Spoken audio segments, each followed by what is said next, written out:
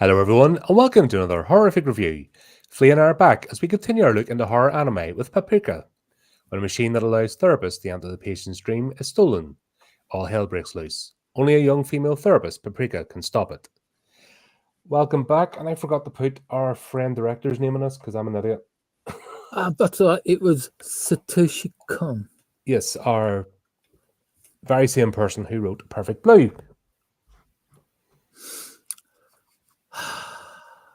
Yep, and you can tell. Oh, Every film or television program he ever took part in, there are signs that show you that it's Satoshi Kon. well, that's a good thing about it. When you see a director's style and you kind of see it through, you know what to bring to the table. Like, I'm looking forward to Nosferatu the next couple of weeks because Robert Eggers has a particular style, even though he's told completely different stories. You kind of know it's him. There's just something he brings to the screen when he's directing. Oh, I'm so hoping that's going to be as good as everybody says it's going to be. I hate hype. I hate things being overhyped because then the expectation just ramps up. And then when it's not up to everybody's expectations, it's like, no, rubbish, don't want it. But also then you get the people that just want to be edgelords. You're seeing it already. You know, some of the articles coming out or, you know, the advanced reviews. Yeah, you see the edgelords coming out and you're like, all right, okay, we're playing this game. So, but why? What a waste. Just enjoy the film. No, but if you're in the attention game, like on our YouTube channel, for example, that's the way some people play it. The outrage game. This film has outraged me. Everybody click like. There's two extremes. It's either the shill or the edgelord, and it's you. If you're the shill, just everything's fantastic because you're basically kissing the corporation's arse, studio's arse that made it. You want the access, you want the freebies, you want the advanced screens and stuff. You want the pat in the head and you want promoted. So you can go that direction or you can go the edgelord direction. Oh, Mr. I don't like this that everybody else likes because, blah, blah, blah. It's because this puts his shades on, slicks his hair back. Yeah. See, that's why I'm never going to get anywhere because I'm just kind of like, yeah, it was all right. No, if I like something, I like something. If I don't, I don't. And that's pretty much it. And it doesn't fit any sort of formula. I like the works of Satoshi Kon. Horror, non-horror, whatever. Everything he's touched is glorious. Yeah, this is definitely a lighter story. You know, it's from wanting guts and gore, and yeah, you're not gonna it's like Perfect Blue is really dark, really dark, and this is very, very light compared to that. In fact, you could watch this and mistake it for not. It's like it's the horror genre, but it's so light in the horror genre that it's very easy to miss. But it's got some good ideas, and the premise of basically being able to invade people's dreams, like that is your. It's going to be very similar to the Freddy Krueger chat a few of us did last month for the 40th anniversary. That idea of your private moments being invaded and taken over is something. It's a primal fear we have as a human. And it's definitely a human condition as opposed to an animal one. You know, it's a bit more than animalistic fear. It's a very human fear. Yeah. And tapping into that is always going to resonate. The idea, the premise of this here, they built the DC Mini machine, and it's still an experimental stage. I'd love to know what DC means, but it's nowhere. Nowhere can you find it. No, I think it was just a strange translation. I think it was just maybe a designation or a barcode or something. I wonder what the DC Maximum looks like. You know, like a huge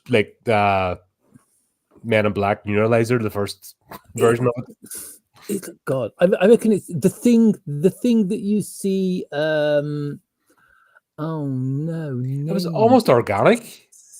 I think it's the scene you know Nobu, the guy they're all chasing at the beginning. I think the thing you see him kind of strapped into there's a photograph on the wall. I think the thing that you see him wearing around his head is the original. Or there's a scene where you see him lying on a hospital bed wearing a kind of a helmet. I wonder if that's like the first one. Could be. And this is, it's just a hair's breadth away from going into production, basically. This is kind of like the Walkman equivalent. Because you know what it's like when everybody used to walk around with these big boom boxes, and then the Walkman came out. Yeah, changed everything. Very similar. Have you seen The Cell? I have to be honest, I haven't. It's the only good movie Jennifer Lopez is in. That may be the reason why I haven't watched it, because it's got Jennifer Lopez in it. She's actually good in it. It's another one to add to my list. If she had done more of that, she might have had a proper movie career instead of fluffy, I don't know, beige stuff. Bit of a waste, really. But yeah, that was a good one. Basically, the premise of that was they had invented a device. She was a therapist, and they're basically trying to catch a serial killer. And she goes into the serial killer's mind to try and unlock where his latest victim was. You know, it's like a race against time sort of thing. That's kind of similar to the first scene, isn't it? Yeah, that's what put me in mind of it. Yeah, where it's like it's inside the policeman's head, and they're trying to cope with the trauma of him not being able to solve a homicide case. Yep. Where he has a scene in his dreams where he bursts through a door just in time to see the victim fall to the floor. Yeah, but we start off in a circus, and he's there, and I love a circus. There's something about this circus and horror that goes hand in hand. It's clowns, trust me. Clowns are brilliant. Because it starts at the circus. Who is the person you think is the protagonist? Toshimi. It's like the first person he talks to, a clown. It's almost like they're in a mission as well, because you're trying to figure it out, because they've got earpieces in. It's almost a bit Matrixy, isn't it? As if he's going through this and he's trying to communicate with somebody on the other side of the dream.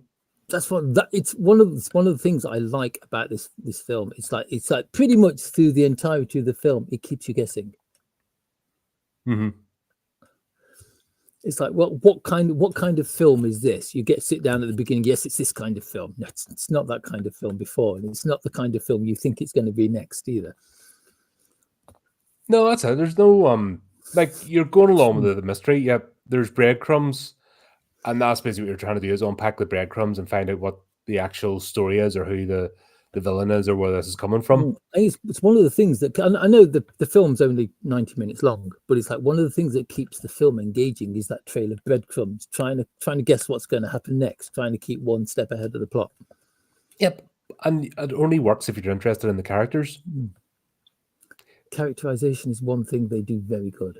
Which, for 2D animation, considering some of the live action stuff I've been watching, you're like, why am I invested in these characters? I mean, that's just it. It's just like it's like they. I mean, it's. I'm not trying to think. It's kind of like voice actors versus movie actors versus stage actors. Because it's like a stage actor plays a role, his interpretation of that role. A movie actor does what they're told by the director. So it's like, no, scream louder, that kind of thing. It's like voice actors are the same. It's like the producer has a massive say on like what the character sounds like, how loud the character should scream. It's like what needs to be said in kind of like different context in the script. It's not as easy as just standing in front of the microphone, like reading out of a book. Oh, I'm well aware. When I first started in the podcasting game, it was actually I was dealing with voice actors. We're doing radio plays and basically doing old school radio plays, but using indie authors, indie authors' work. So it started off as a hobby, and then it grew into something, So basically, indie authors were starting to write their pieces, and we're basically transforming them into like mini radio plays. And it's a flipping nightmare.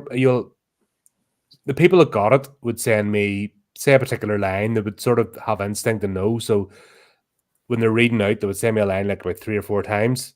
Yeah. And then I would pick the one, that suited. Less experienced ones would just, read it as if they're narrating and not getting the idea of putting emotion behind it. And you'd have 2 people because it was all done remotely.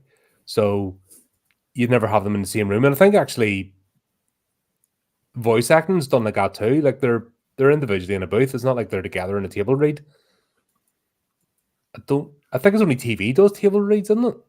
They do something normally in anime you have like a sound room. It's like but it's an individual thing. They go in one at a time. They don't. No, the entire cast's in there. Mm-hmm. Because it's like if there's a crowd scene, yeah. Yep. The people who aren't taking part in that crowd scene will do the crowd in the background to give it like just that little bit more warmth, that little bit more feel. But yeah, you can have like, if there's like 20 people in an episode, you'll have all 20 people in that room, even if one of them has only got say 2 words to say. Right, must be different because when Western animation, you see the actors come in, they're like individual. They're just doing their parts. It's totally different in the Far East. But then again, what isn't totally different in the Far East? Well, it works. It works really well. But it's that's why I don't like dubbed, because there's something missing. And it's not even a language thing. It's dubs are getting better. The quality of the voice actors they're using is getting better. It's when they used to go back and say, "Oh yeah, we're doing like this film made by this Japanese director, and we've got name of famous like television actor or actress or something doing the voice of this character." And you go to watch it, and there's this kind of like, "Oh yes, and this is the way it happened." Yeah, that's what I mean. And even like dubbed movies and so forth, I don't understand why they get it so wrong in terms of portraying emotion and being in the zone. Yet an anime, you can feel it, and there's very few like Western animation, especially lately over the last 10, 15 years. Yeah, all feels flat and monotone. I honestly aren't engaged. You feel that? I honestly think it's the training, because it's like you can start training to be like a voice in anime before you leave school. And it's like there are studios out there who will take you on as an amateur talent, and first they'll just use you for like a voice in a crowd or something like that. Yeah, but they will train you, and you mix with people who've been in the business like 20, 30, maybe 40 years. It's like it's providing a voice. It's a legitimate business, and they get roles in anime, movies, television, adverts. Most of the voices in anime also dub foreign movies, and they have all the emotion that is missing out of movies that have been dubbed into English in them. Yeah, it's one thing I've definitely noticed. That's why I always watch with subtitles where I can, because it doesn't feel right, and I don't know why they don't just replicate the process. Yeah, they've got the script, so it's just a script in a different language. But they're very clever. Expect with animation is that you can get away with a few bits, of it being slightly out of sync. But if the emotion's not there, or if somebody's raising their hands and doing that, and it's coming across flat, you're like, nah, I'm not invested. That's what I mean. This you're getting the fact that God, who do you call him? Begins with K, doesn't it? Oh, Konakawa, the police guy, the detective. He's sort of a main character in this. It's almost unpacking his story as much as anything else. He's been done a favor because he he knows the chief, the doctor in this. They went to college together, so he knows he's been having problems. It's like Konakawa and the chief went to college together. How rough has life been on the chief? Yeah. My gosh. It's hilarious, isn't it? You would think that Konakawa would be the one beat up, the grizzled police detective, but unless he was his professor or something. But then again, it seems like Konakawa was going a certain direction and then he changed his mind and became a police officer. Yeah. So it might have been student pupil sort of thing, or student teacher. But anyway, it works. We don't sort of labor the point. You get the idea that they've got a connection anyway. So that's how he's, we're even set up why he's involved in the first place, which is good. He doesn't come in after the effect. No. So I'm just reading through quick the plot summary to see if there's anything I missed. Yeah, but yeah, he's at the circus anyway, and we're seeing this scene play out, and the magician / ringmaster points at him and then puts him in a cage, and then he sees himself coming at him, like a mob, but they're all got his face. It's a good thing in the dream interpretation. Something I wanted to look into, but I know it would be a whole rabbit hole to dive down. I'd love to know what it all means. There's whole studies people still haven't figured out, but you're basically your subconscious is trying to process information, emotional information, as opposed to factual. It seems to be definitely a unique thing in humans. I don't think they've went in. I don't think animals dream. Like even when you see a dog laying, it's like barfing and kicking its paw. It's not really fully dreaming. So it's definitely a unique human trait to have dreams and that, but it's us trying to unpack the higher brain functions. Yeah, it's kind of like it's you later on. The question is like, is this actually the dream he's having, or is it being tampered with? Well, that becomes a question, doesn't it? Because that's the whole point of the plot is dreams are being then invaded and corrupted. I just remember the his dreams are way more wacky than mine are. While he's being attacked by people with his own face, he sinks through the floor. Yeah, and then next thing he's chasing somebody. Then we're going to the scene where it's somebody falling to the floor, looks like they've been shot while he's chasing someone, and it's a murder. That's why I went to get it done, because it's a murder that's been playing on him. He thinks that he hasn't been able to solve, and that's where we think the story's going, is he's trying to solve a murder and come across this technology to unpack something that he's missed. Yes, it's a murder mystery. Flea smiles. Yeah, it doesn't go that way at all, though. That's the fun thing. That's the sort of hook. That's to get us in. It's sort of it's grounded to have everything make sense, why people are there and why they're involved. If that makes sense, rather than trying to shoehorn a police detective in later on. It's actually a good way to have him involved in the plot. He's in a way, he's quite a minor player until you get right to the end. Yeah, I think he's more our exposition device. He's more to translate to the normal person what the scientists are doing. Because if it was like completely sci-fi trippy, everyone speaking techno gobbledygook, would be lost as an audience. So he's kind of our translator. He's a normal working man, if that makes sense. So that when he's asking question, what's going on here, it's the audience asking the question. So he's a good character in that respect.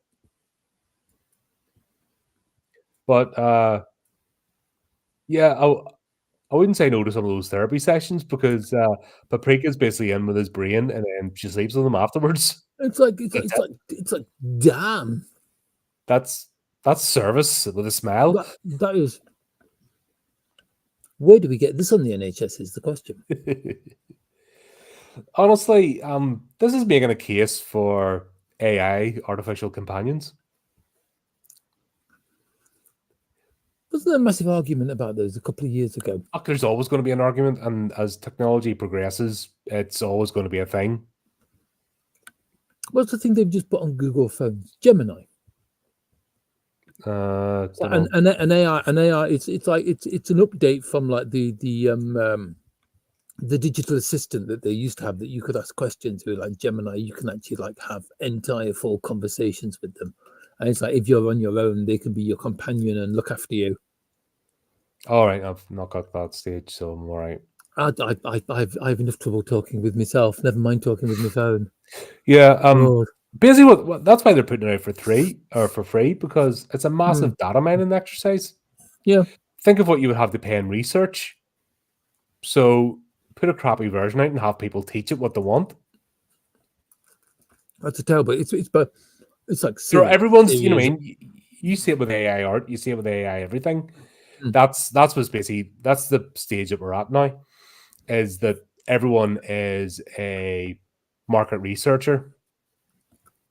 Do you know, like the cereal companies would do? They bring in testers. Yeah, Tasters or testers, is it? They taste it anyway. They taste the various cereals and then they give their opinions. And it's all a very expensive process, isn't it? Yeah, but now they've got AI in there listening. It learns people's preferences. Yeah, without and need to do anything. Oh, my teeth, God. by providing interaction, it's getting. I'm seeing it. People are posting the memes, like 1 minute videos, and they're various celebrities and stuff, and well-known people, and you have to be careful now of what people are saying, and you have to look at the video for that subtle change in inflection to see if it's been AI generated. It's actually, it is getting that frightening that eventually you could be out there and it's not you. That is kind of scary until I think who'd actually want to be me. But that's the thing, you don't know. Somebody could copy a version of you going about saying the right things and hitting the right algorithms. It's possible, that's the direction it's going. I'll never hit the right algorithms. No, AI, you mate. That's what I mean. It's somebody scanning this right now, and somebody who hasn't a gobshites out there now making their own YouTube channel. As long as I get a cut of money. That's what the actors' strike was all about. The use of AI, and now they're actually, part of their contract is they're selling their likeness. Wow.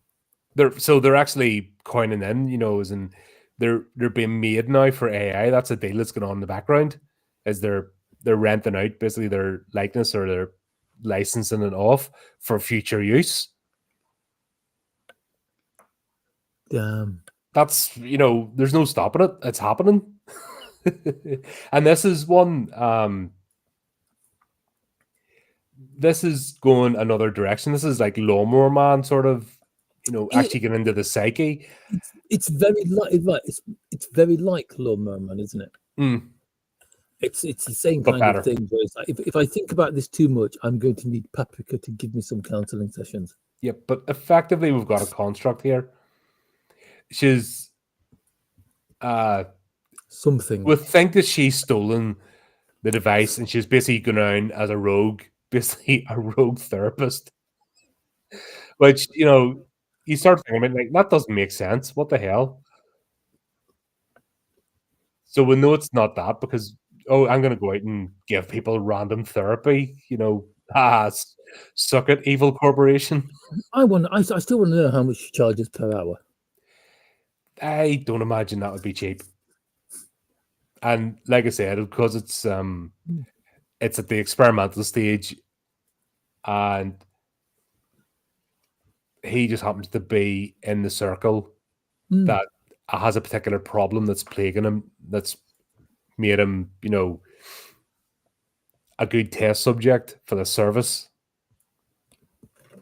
So I remember the first time I watched this, where it's like there's like the DC Mini's been stolen, and it's obviously Paprika has got it. It's like she's really, really cheerful, which means if she's a villain, she's going to be one of the most evil villains out there. Mm-hmm. The smiling one's the worst. Mm-hmm. And then there's after that trippy intro. I love the music. It's great. It's oh no, what's the name? Like what is the name? Who's the name of the composer? I actually wrote it down somewhere.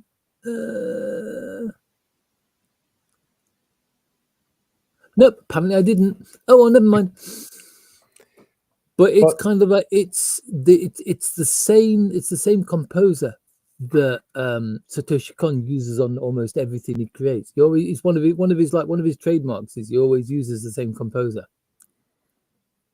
That makes sense. He's a particular style. He has a way he wants things to look and sound. So why would he not have his team? It's great. Susumu. Hirasawa Susumu is the name of the composer. Mm-hmm. It totally isn't because I've got the Perfect Blue soundtrack up there either. But yeah, it adds, and it becomes relevant later because then the music becomes a storytelling device, which is quite cool. But after this is all said and done, we'll say the fact that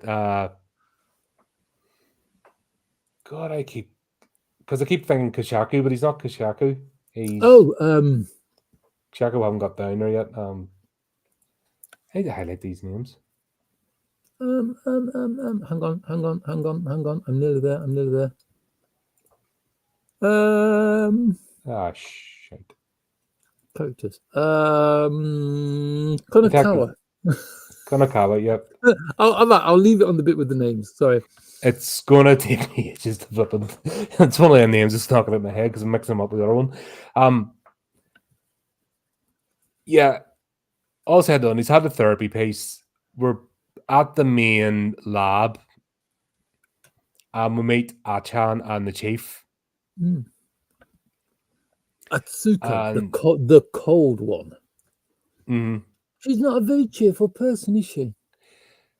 No, she's like completely one of those completely focused, dry, just no time for a personal life sort of person. The only thing that matters is the job. Yep. Meanwhile, we've got the chief, and he is just loving life. He's just like a kid in a toy shop. Chief has got to be one of the best characters in this. Yeah, he just doesn't care. He's the nutty professor. He's like, yeah. He's kind of like he's the old guy that we're all like aiming to be. Yeah. Although if you think about it, he's probably the same age as the detective.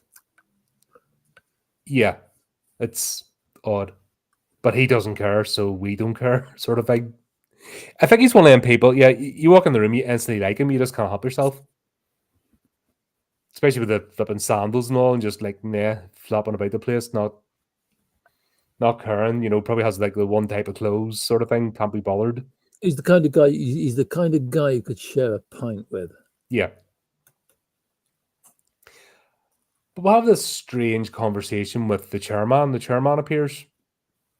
He's a bit of a weird fish.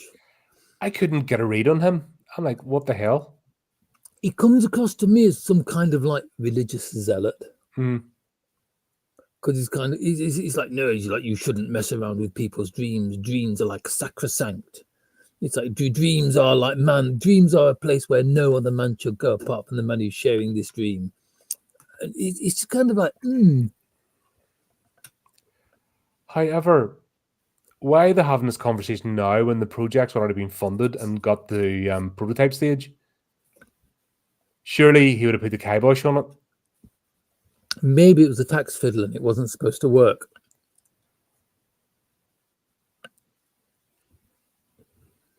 But you've got to be honest, it's like, how many times? Excuse me, I'm gnawing a biscuit. Nobody knew it was going to work because we've got Mm. Kashaku No, and we meet him in the lift, which was just, oh dear. that was the weirdest thing. Where it's like Atsuko goes to the lift, presses the button, it opens, and there's just this wall of flesh. Or Achan goes to the lift, Kazuku's in the lift. And you're just like, oh, that's not good, man. That's It's like, wow, he's a big chap, and he is in all dimensions. yeah. I've met a few people like that in my life, and like they can barely walk. Like Americans, funny enough, Yeah. I've seen a lot of quite a few Americans like that, and they're like they can barely walk about 10 steps and they're breathing hard, and you're like, that's not good. Like I'm fat shit, and I try to maintain, not go over the edge, but still, I never could picture myself being like that. You're like, there has to be something wrong. That's you're dead before you're 50, sort of person.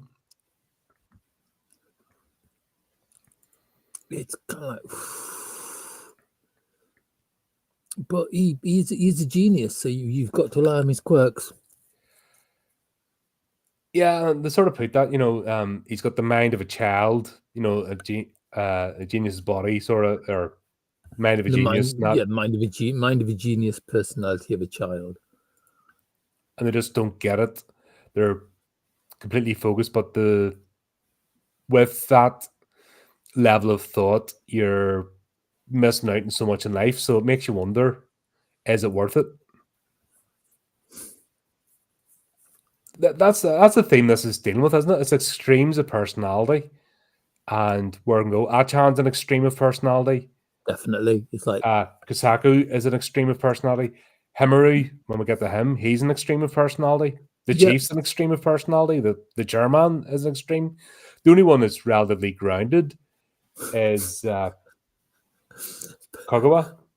Yeah, I see what you're saying about he's the most grounded one. He's the one who has allegedly got all the problems because of his dreams and the fact that he can't like solve this crime. But no, everyone else, the two most realistic people in it are Konakawa and Paprika.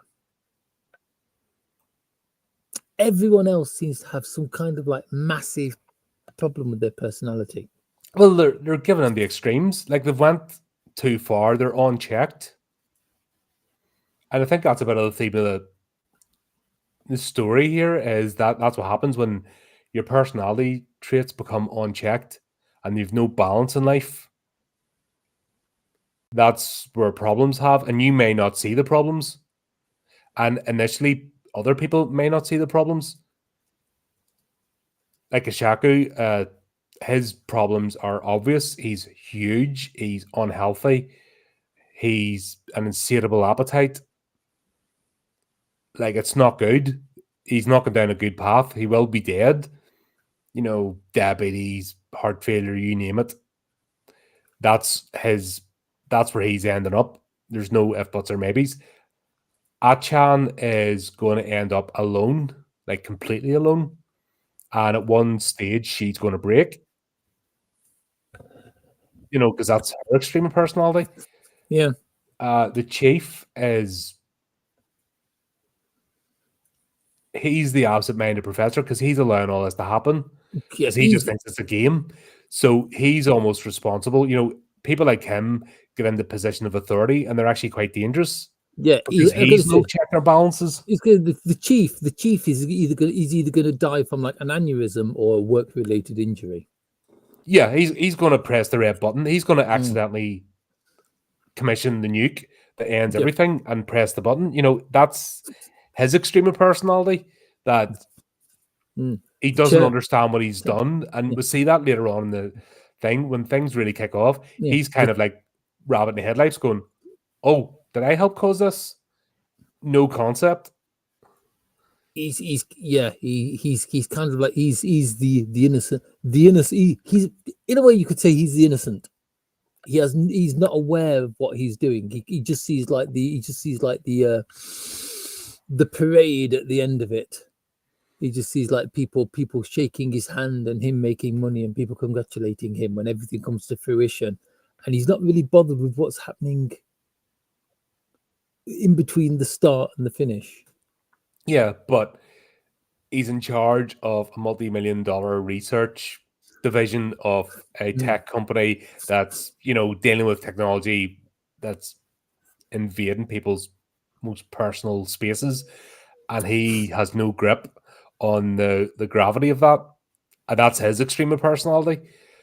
But he comes across as the sort of ha ha ha, life's great, flip flop, about the place and stuff. But that's what I'm saying. We're seeing all these extremes of personality. He's, like I say, the Chief's a great kid. He's the kind of guy where after work he'd say like, "You coming for a pint?" And you'd be like, oh, "Yeah, go on then." Yeah, and then you'd be up to 5 a.m. He's the life and soul of the party. He's kind of like he's the guy who gets everybody else to do the work through his through his personality and just kind of like his cheerful pushing. Yeah, but then he accidentally causes massacres or genocides. He'll release something, into the atmosphere. Oh, this seemed like a good idea. Like maybe harnessing the sun's rays to get energy, and he'd wipe out a town accidentally.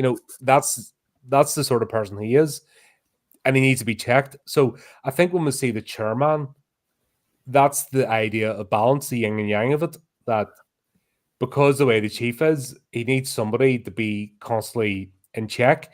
So the chairman's there to be the yang to him. He honestly feels like the chairman's got a god from the first time you meet him, because it's like the chief opens the door and the chairman's just kind of like sitting there in his wheelchair, silhouetted against the window. And honestly, from the first time you meet him, it feels as if the man has a god complex. Yeah, well, that's he's all about the position and the power and the authority. But he's another. I honestly think there isn't a bad character in this anime. No, there's no actual evil. It's a bit ambiguous. It's like I said, it's extremes of personality, and then if you've got that extreme, you don't understand the consequences of your action because you don't have that filter. So that's what this is exploring. It's not your typical, oh, here's the villain, because God, what happens? They're in the office and they're talking, and I actually thought that the subtitles had went wonky. Because I'm like, huh? And I thought I was going to have, right, hold on, I'm going to have to stop this and watch it in English. The translators went off. But it was actually a few of the research assistants were just going completely mad, just losing it. Yeah, because it's like they'd had, air quotes, the dream inserted into their head. Because there's a flaw with the DC Mini. It can connect to the mind of anyone who's used it, whether they're wearing one or not. Yeah, and that's like, oh dear. How does that even happen? Kosaku got slightly squirreled onto something else and forgot to program it in. Yeah. He didn't think it was finished yet because it wasn't perfect. Once again, his extreme of personality. Yeah. But he has a fully functioning prototype that can actually do damage. But his mind is saying it's not finished yet. He thinks it's still in bits on the table. It's not perfect. He needs to make it better. And because the version he's just finished is going to be scrapped anyway, he doesn't bother to put any of the safeties onto it. Yeah. Because the safety figure, he's not going to put the safeties in until he's made the next one, which is going to be perfect until he discovers it's not. Once again, extreme of personality. You don't see the consequences. You're in that sort of range. I like Kosaku. I gotta be honest. I'd shake his hand, but the restaurant scene did make me hungry. Lunch, flip side, the biggest lunch ever. Lunch. I got a hamburger steak. Why does food in anime always look so good? Because Japanese food is good. Japanese food is absolutely amazing. Everyone raves about Italian. I'm not a fan of Italian food. It's okay. I'm kind of like I like. Honestly, it's like Mexican food. I'm not a fan of Mexican food. I can have it sometimes, but it's like bleh. Mexican food's a bit spicy for me. I don't mind spice, but But because it's bland, it's that's why they use the spice, because it's it's basically most of the recipes are like a bland tomato sauce, so they need to throw spice in it to give it something. But like I said, it's doesn't really inspire me. But Japanese food, yeah, I could snarf all day. The Chinese have a really great way of cheap and cheerful food, which is good. cheap and cheerful food's the best. I mean, all you need is like rice, a few vegetables, a good sauce, maybe some meat, a raw egg if you're into that kind of thing. No, that's it. Food. Yeah, the lunch scene did. I was like going, oh yeah, good day. That was like it's like that. I knew all the food was going to be his, but there's a scene right at the beginning where I think it's the chief, Achan, and Kasaku in a car, and he's in the back because the suspension is scraping on the floor. Yeah, it's not good, dude. But but anyway, the believe that Himuru, who's went missing, has stolen the DC Mini, and they think it's some sort of because he's Kashaku's assistant, and he's jealous of him. That is literally the first mention of him. Yeah, because we don't see him at all until they start trying to figure out what's going on. And then they go to his apartment, and it's like that is of the few bits of horror that you actually get of actually like physical horror you get in this. The going into his apartment is one of them, because my God, it's like wall to wall shelves, and every shelf is just full of dolls, and they've pretty much all got like his face. Yeah, I can understand having a family portrait in a family home. I don't understand anyone that has a portrait of themselves in their house, whether you're a celebrity or not. I don't get it. Going as far as making it dolls is really creepy, and the fact that there's a photo of him, Kasaku, and Kasaku's face has been so carefully cut out, even including the wisps of hair that stick out from his head. Yeah, once again, we're seeing another extreme of personality, and you're like, okay, this is what happens when you put these people all together. Bad things happen, like the DC Mini. Yeah. That's why they have to be in the back room somewhere, gibbering and doing what's needed and being constantly checked. I'm just going to guess like he's another, unique, eccentric genius. Yeah, but that's it. He thinks he's not I think that's the impression we're getting here. These people are jealous of each other about achievements and stuff, but what they see as their failures, a lot of us would dream of that success, if that makes sense. That's what happens when you get that. Human nature doesn't change, and it's a good insight into this. It doesn't matter what level you're at. You'll see it with road sweepers. You'll see it with, I'm the senior one, I'm the better one, blah, blah, blah. Yeah. You'll see it with the corporate board. You'll see it in the science department. It doesn't matter what it is, what the vocation is. Human nature does not change. I always laughed at when I was young and naive, the idea of being the professional. And somehow being a professional was the be-all and end-all. And then when you start working in, air quotes, professional environments, you realize that people are more petty and childish than, like I said, sweeping streets. Yeah. There's no difference between that environment and the bin men going out. Yeah. It's people are people, and they're always going to gossip and snipe and try and one up each other. And it's all about the social pecking order. And yeah, people in power do it more to try and get more power. Yeah, because that's what they're all about. people get into power for two reasons: either to be someone or to do something. Mm.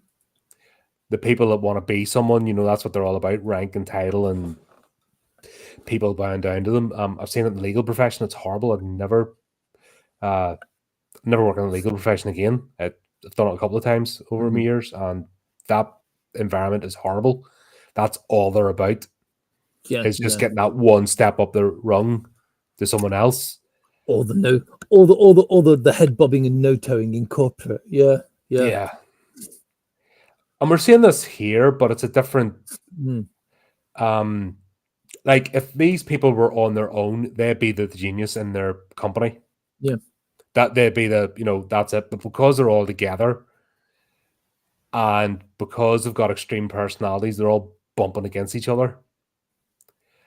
And the same, once again, once you have that equilibrium of people of basically the same level, then they're jostling for position. And that's the whole thing with Himari.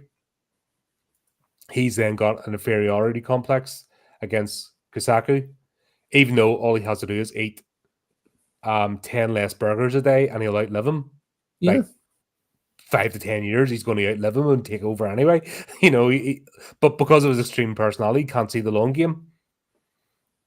So he's using the DC money and he's trying to do something with it. But every apartment needs a secret level, like a secret basement in the cupboard. Don't you love the escape ladder? The escape ladder in the wardrobe.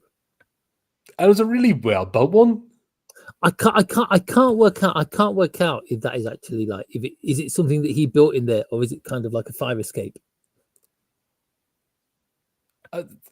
That's something that was built in. You don't build it that well. That was built into the foundations. Because it kind of like it dropped out. It dropped out into the front hallway. Mm-hmm. It was an old one, but yeah, he has that built in. So unfortunately, I'll never own one of those because I live in a bungalow. But God, it's like it's the perfect getaway. It's almost as if you knew they were coming. But then again, how long did it take? How long did it take? Names.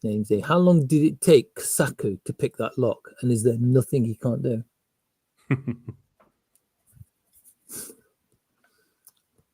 But then again, he's the he's the practical man. He's the genius. He's the genius who can do anything.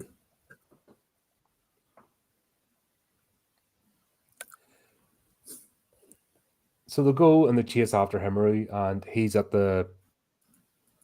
What was it? Was it a park or something? It was, yes. Like an amusement, or what do you call it? Yeah, he was hiding it like he was hiding an old amusement park. Amusement park, that was the word. Yeah.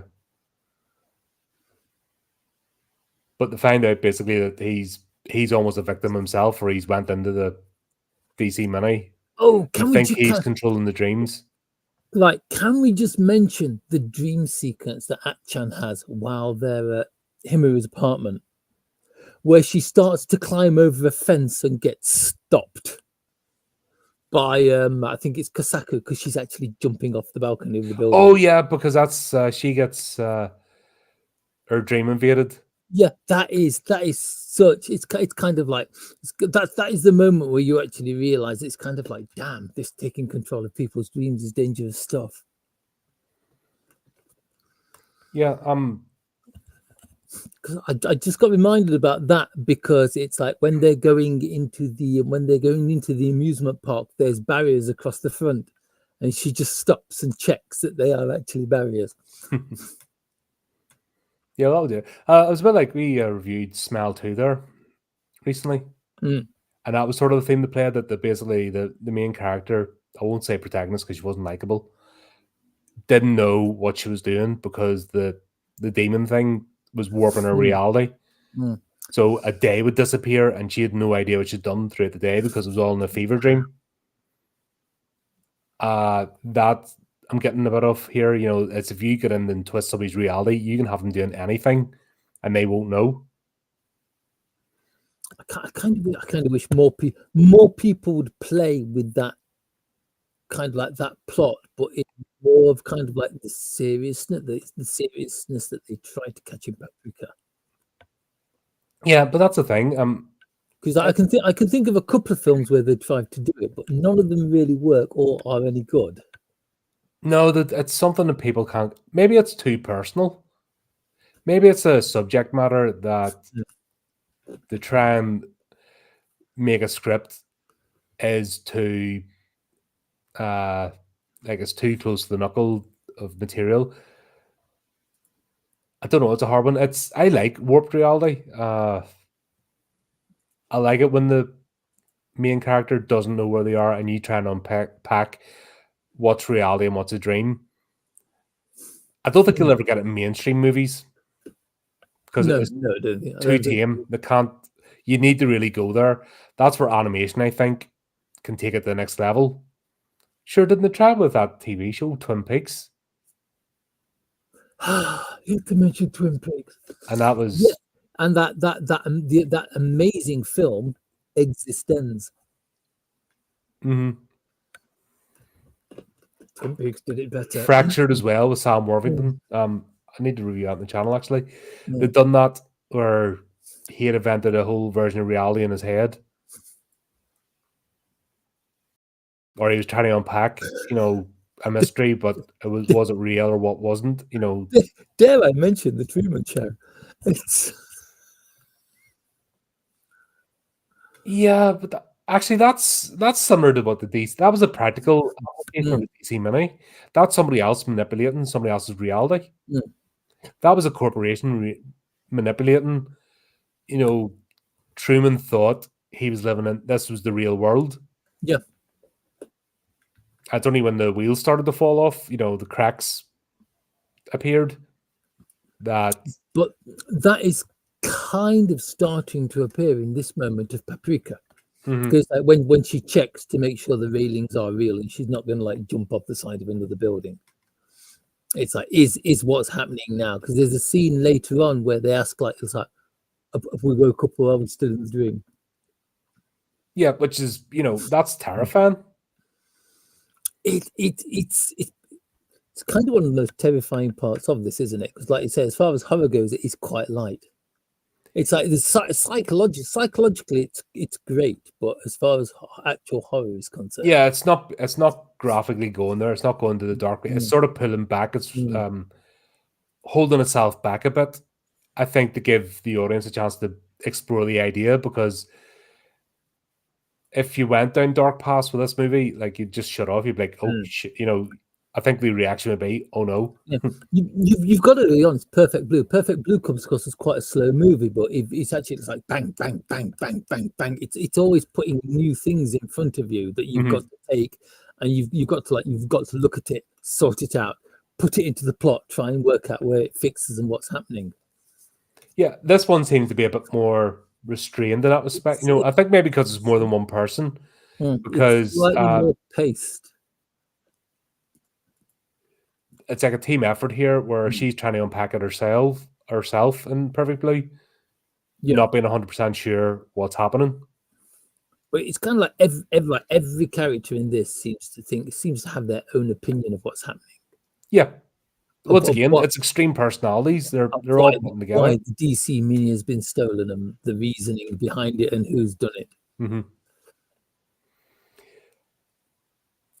This is where we'll get the hint that Achan is like the conduit or the alter ego for Paprika, and the Paprika is actually a construct, not a flesh and blood person in the real world.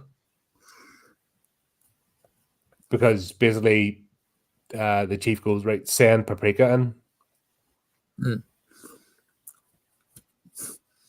The first time I saw this, I actually thought it was an alter ego, because there are a few bits and pieces scattered throughout the film where you actually see Achan talking to Paprika, who is kind of like either just like materializes behind her shoulder, a reflection in a pane of glass, maybe. Or in a car, which sees a reflection in the car. Yeah. But this is the first, early on, where basically she goes in to see, sends Paprika into Himuru, that she's not a rogue therapist, which, like I said, that doesn't make sense. They're stealing the device and doing what with it? You Yeah. know? Oh, him who is now in hospital because he seems to have thrown himself out of a Ferris wheel, Yeah, and he's, it's almost hitting hair on the way down. yeah, and he's looking like he's the victim as much as anybody else. Because he's got a DC Mini embedded in, growing underneath his head, going underneath the skin of his scalp. Yeah, and that's where I thought this thing was organic, and I thought they were going that direction, that they'd actually use organic, like single cell organisms. Do you remember they were going to do that? I don't know. They were going to use amoebas, single cell organisms, for processors because they could only get they got to the stage with CPUs that they could only get the atoms so close together.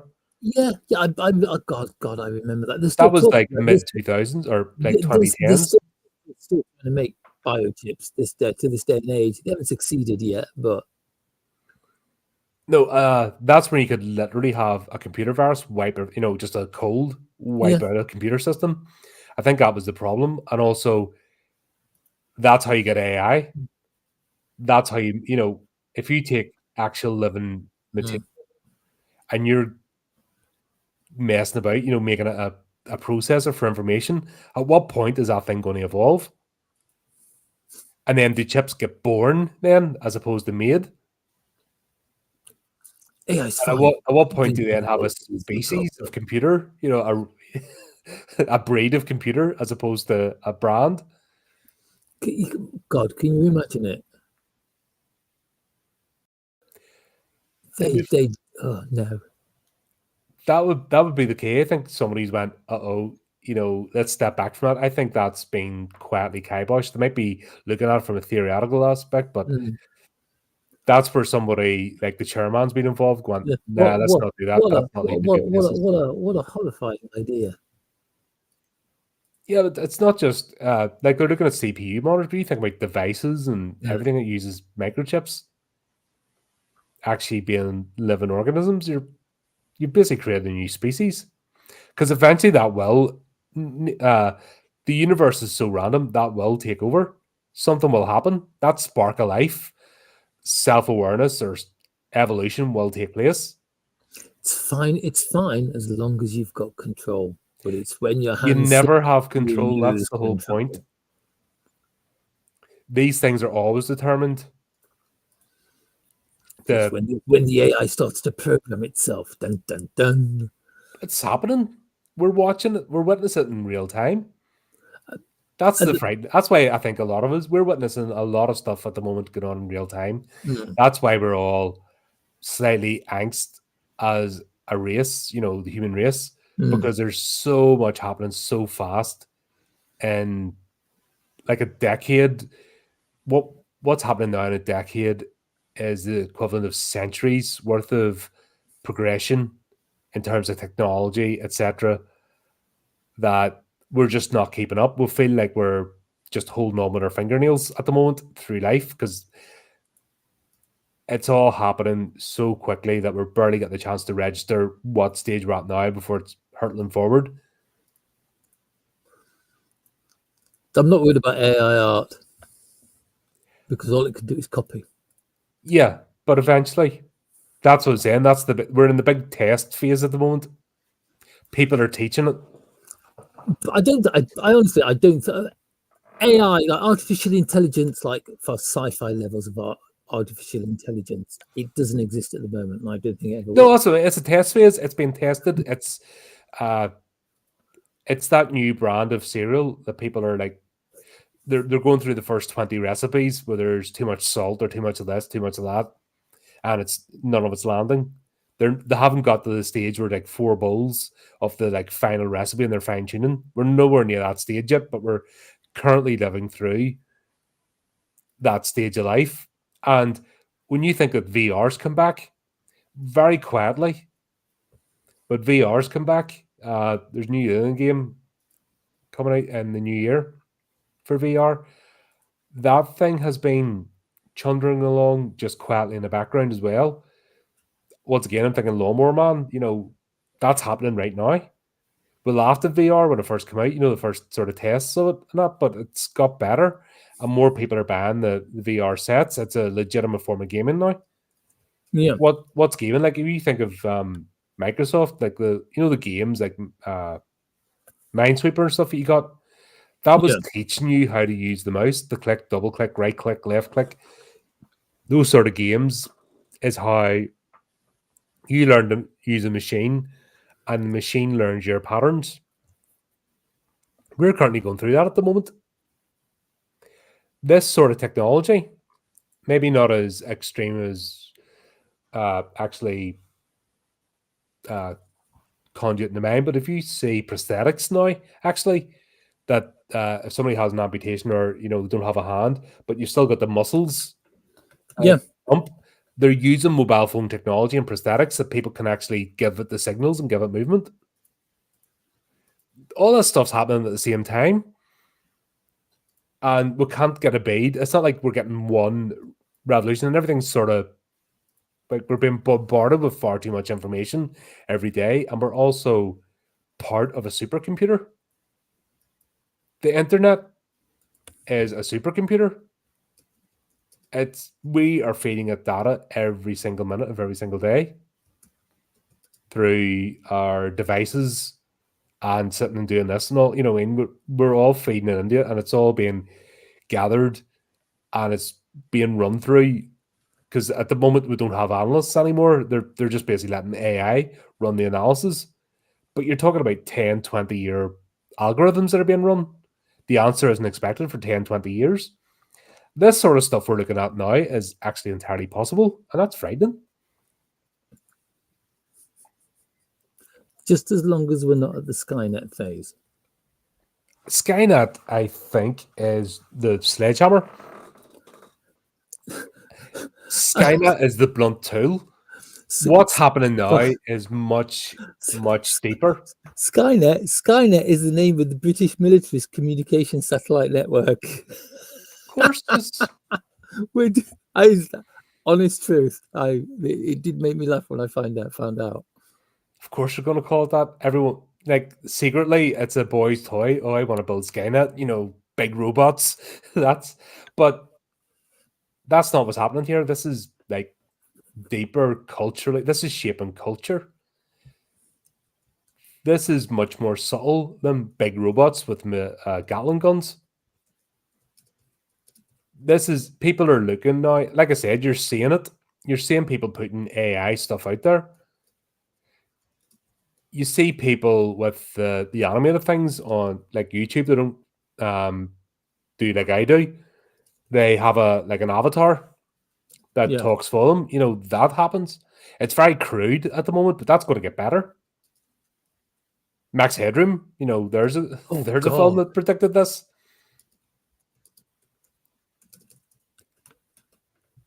Max Headroom, there's a blast from the past. Yeah, but that's once again that was a blunt. Yeah. We're seeing it. I wonder if it does go that far, how long is it going to be before AI passes the Turing test? How long is it going to be before you can have a conversation with an AI and you can't tell that it's an AI? We're in the testing phase right now. Like you said, the artificial companions, the chat, what do you call it? The AI girlfriend, boyfriend, the thing that you have a conversation with, that's the beginning. At some point, this is all going to come together. VR, AI, it's all the components are there on the table. Somebody like Kashaku is going to come along and put this all together. It's inevitable. Hopefully, but not for the next 40 years, though. I don't know, because like I said, what's happening in a decade now is the equivalent. Like before would have taken a century. We are in really hairy times of we don't know where we're going. We don't know where this is going to lead.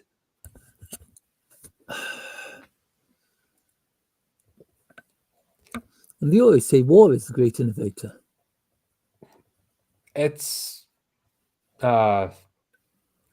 war's always been a way that we've sorted, things build up the attention. It's like getting into a fist fight with someone, someone's constantly pushing and prodding and poking until somebody snaps. then the fisticuffs happen. That's what war is, just on a nation level. It's kind of like they always say like war. What is it? War is one of the mothers of invention. Because I mean, look at when the last war broke out. We entered World War II with like biplanes and came out with jet fighters. Well, look at look at Iraq and Afghanistan. We were even in Iraq. We were playing about with drone technology back then. Yeah, and look at what they're doing with it now. Like, things are now. There's naval ships that are purely designed to take down drones. That's happening out in Eastern Europe at the moment. It's all drones. Troops can't move because the drones have the place covered. So that's, the hunter killers are, there. You never know. Like in 5 years' time, all warfare might be conducted by drones. It's entirely possible. It's like no more actual living human soldiers having to set a foot on the field. But people will still die because instead of targeting the soldiers that would be there, instead of targeting the drones, they're going to be targeting the drone controllers behind lines. Yeah. There'll be command centers versus command centers. It doesn't get any less. There's no nice way to have a war. That's the whole point of it. Yeah. It's the all talking has failed, let's go sort of thing. Like I said, it's like that's a person that will knock it out of your face in the nightclub. They're pushing and pushing and pushing to finally, you snap and hit back. The school bully. It's once again, it's part of the human condition. You just have to understand it and know that's like this current state of antagonism everyone's in. Yeah. It's going to snap. See us constantly poking at each other on like you see the comments and stuff and that, and people think the act with impunity. Doxing is a thing. And people haven't twigged on that with the use of AI, for example, your digital fingerprint. It's the thing that worries me is like if they've let AI loose on the internet to learn, there are so many assholes on the internet. Yeah. Is it going to learn good things or is it going to learn bad things? It's like how long is it? That's the dice roll, isn't it? How long is it going to be until AI is on TikTok shitting on the Kardashians? Well, you see it now. You see the comments. You see the bot generated comments. You look at look at IMT, for example. Look what Tony can do with what do you call that one? The bot. Oh God, yeah, I know the bot. She can do amazing stuff a lot. Like the thing's almost talking to you. Yeah. Whenever you go on an IMT stream and the bot thing comes up, like that's Tony's programmed all that stuff. Brilliant. I look at it and I go, ugh, me no. I can light a fire by rubbing sticks together. That's about as technological as I get. It's like if it's any more than that, no, I'm going to chuck a clog in it. Yeah, but that's only going to get better. That's only going to get better. It's not going to get worse. My God, what's it going to be like when you don't have to get up in bed in the morning because your AI will do all your work for you? Judge Dredd. That's the world. Yeah, everyone will go crazy. Everyone will go crazy and bored. And you look at it now, actually, a lot of people are. A lot of the angst is because people don't have purpose. They're bored. And they're not everyone's a creative. I'm long-term unemployed, and I have been told that I will most likely, unless it's volunteer work, I will probably never have a paid job again during my lifetime because of the mismatch in the inside of my head. But it's kind of like I've got like a dozen different hobbies just to keep myself busy. I volunteer at like 2 different places every week just to kind of like stop myself from getting any worse. But there's people who don't have that. There's people who have the ounce to do that, and that's where there's the fact that it's like sometime in the near future it might be that there will be no need to do that. Is just frightening. Yeah, and that's we crave purpose and direction as a species, and we're seeing this is actually taking that away from people. So if you're not even having your own dream anymore, and Kagawa is trying to pick through his own trauma, he's sort of the litmus test for that. He's trying to figure out his own thing. That's how he's involved in all this. And it's definitely his dream. Yeah. But then the invasion starts to happen. Who Oh, with dream? the dream. Was it the dream that the dream that they've taken from an extremely disturbed patient with the parade in it? Mm. What a great dream! Why can't I have dreams like that? But we don't know if that's actually from Himari. That's where they start to unpack the, what's actually going on here. So we think it's Himari's dream, but when Paprika goes in and starts getting through it, we find out that Himari has actually been infected. In fact, he was one of the first people to be infected with this dream, and it's not his own. So we know it's coming from somewhere else. And this is what happens. It's not your own thoughts and feelings. It's somebody else's imposed on you. And then what happens is you break. The moment where she's talking to Himaru, and then she just realizes it's not Himaru.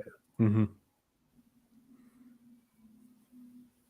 And that's a bit, and then that's where everything ramps up. This thing then evolves that you don't need to have worn the mini DC to be infected now. That's what it was building up to.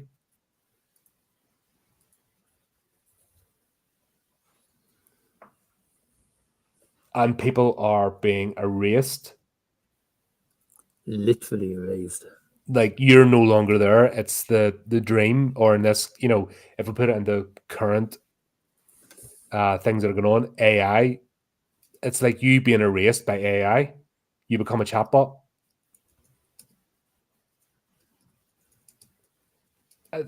I could see it, like people with dementia, for example. Like, that's one of the most harrowing things people can go through, is having a relative with dementia. Yeah. That person's no longer there. Something like this, you can see the positive aspect and why it was probably made in the first place. If something could actually get in there and repair the broken synapses, being literal, but metaphysically, actually work out where the broken synapses are and get the function back, you could bring someone back out of that, potentially. Not gonna lie, it's a great idea, but now we're dabbling into like the downsides of it. Well, this is where the very first sci-fi horror story, Frankenstein, that was that idea of meddling with things that you shouldn't. The modern Prometheus. This is no different. It's the same story.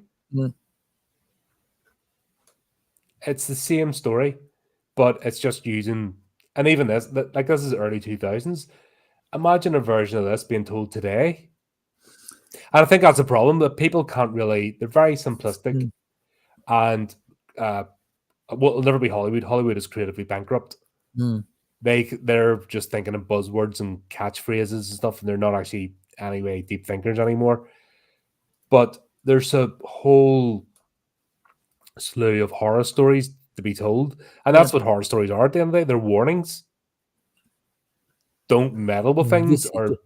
This is one of the reasons why I love the way anime is created. I mean, that anime can be, it's almost like in Hollywood, it's either got to be something that's a massive bestseller or something that's been written. Right? It's like anime, it can be a guy who's released his first book. It's only sold a couple of dozen copies, but one of the guys at an anime studio likes it and says, why don't we make an anime of this? It's like if it's a comic that's even, if it's a manga that's even reasonably popular, it'll be turned into an anime. Books, computer games, the difference between Hollywood and anime is, if Hollywood makes a film of a computer game, it's going to be pretty bad. If the anime makes if Japan makes an anime on a computer game, it's going to be awesome, because it's going to be based on the game. It's going to have the same effects as the game. It's probably going to have the same people doing the voices as there are in the game. Hollywood, please learn. They won't. They have to go through. They have to get burnt. Mm. That institution needs to just die and be replaced with something else. Mm. I have no sympathy for it. Don't want to see Hollywood be saved. I honestly want to see it go. They have made some good films, but these good films like 40, 50, 60 years ago. Yeah, it's done. It's over, isn't it, Anthony? Yeah. It's time for the next thing to rise up. Yeah, it's like when Creativity at the moment is being stifled. yeah, there's a scene where Konakawa kind of like leaves the bar and walks into a street full of cinemas with Paprika. And there's all these amazing films being advertised. My God, there's like Almost like Tarzan, and the only one that's popped into my head is Tarzan. But I Yeah. remember you're watching it and it's like, that's a good film. That's an awesome film. But he doesn't like film, and all the shutters slam shut on them. Yeah, that was funny as well, because Great scene. you start to go, was that a real business card? Mm. Because nobody else sees it, and you're like, I mean that's just it. It's like you're still in the point. You're still in the point where it's like you can kind of think that Paprika is almost a real person. yeah, Because it's like wait a minute, she was in a hotel bedroom with him. But it's like was the hotel room a real place, or was it a dream? And there's a thing, because he's looking at the computer screen to go into the bar. Yeah. And it'd be hard to imagine watching this back in the day of, that's not possible because of technology. Today, you can imagine that. Yeah. Because of VR and things like that. You stick on a VR headset and you're in the bar. Like, it's getting that. That's what I said. We're all on the cusp of something either really great or really terrible coming together. And I think that's why we're all anxious as a species. We just don't know how to. We don't know how to deal with it. We don't know how to react, and that's why everyone is just the way they are right now. And obviously, there's people use that for the studios use it to get gangs against each other. Oh, this movie's the greatest. It's the worst. Blah blah blah. You see it all because of that anxiety of not knowing. It's almost like the pre 2000, the Millennium Jitters turned up to 100. Yeah, I can see where you're coming from in that. Yeah. Do you know why we had the pre-Millennium Jitters, but it was nothing compared to what we're going through right now? It was like 2000's coming. What's going to happen? Oh my God, we've got the 2K, the 2KY bug and on all this lot. Blah blah blah this blah is blah happening blah. and that's happening, and there's tension here, there's tension there. Everything's going to go wrong, and then the year 2000 came along, and everything just kind of went and carried on. Everyone took a breath, but there wasn't that. It's like that, but it's dialed up. Like, it's really dialed up right now because there's that expectation. That's what I think is happening. It's just we know something's coming down the line here. We know we're all building up to something, and we don't know what it is. And our lizard brains are like trying to figure it out. Where's the danger? Because that's we're an animal at the end of the day. We might be a chimp in a suit, but we're still an animal, and we're always at proclivity to look for danger. Where's the harm? Where do I need to be wary of? My lizard brain is basically like stay in bed all day. That's why it's warm. That's my lizard brain. Especially at the moment, it's flipping winter's horrible. It's just hit with a bang. It was like, how cold was it? Yes, last night. Yeah. But yeah. Well, God, where were we? Well, basically, Kagawa's, he's still going through. He's trying to investigate, but he finds out that Paprika is in trouble. Oh yeah, we've skipped my favorite line in the entire game. You know the bit where where he goes like, "Oh, when I was 17, I made a film." Yeah, that's before Paprika being in trouble, isn't it? Yeah, because he's starting to unpack what this is about, and he's having a chat with Paprika about his best friend who was like everything he wanted to be and more. Which is funny because we're seeing that with Himuru and Kishaku. And he's kind of like there sitting on the back of the chair, and he's got like a cap on, and a pair of sunglasses, which is totally a dig at the film producer Akira Kurosawa, and is something else that Satoshi Kon put in pretty much every one of his films. And he's there talking, and you see like all the toys and everything start coming through the projector slot back. And then he just kind of stops and he turns around and looks at all this toy, this circus parade coming down the aisles. And he's like, Paprika, my mind isn't really this messed up, is it?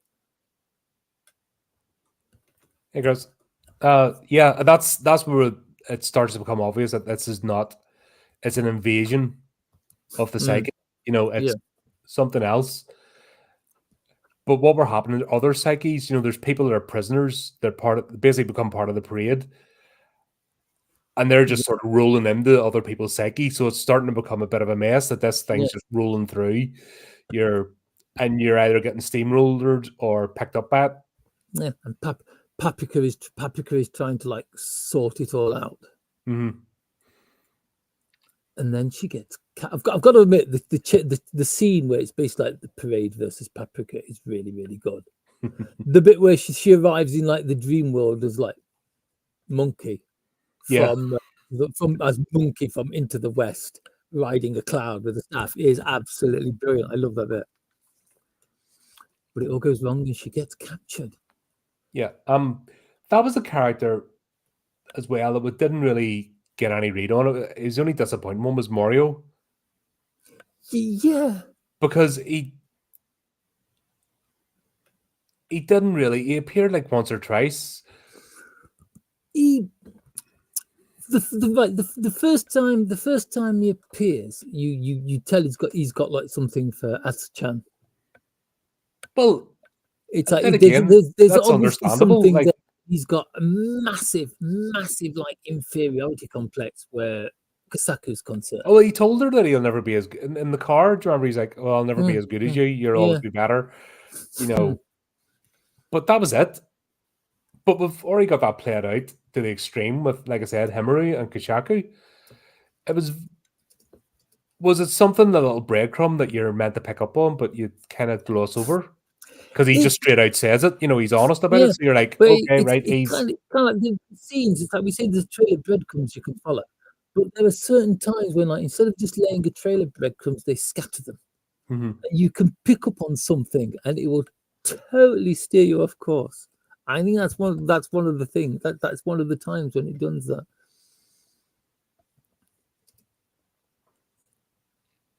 Because obviously, we think then it's Mario behind it because he captures Paprika, but what he wants, he doesn't want Paprika. He wants Achan.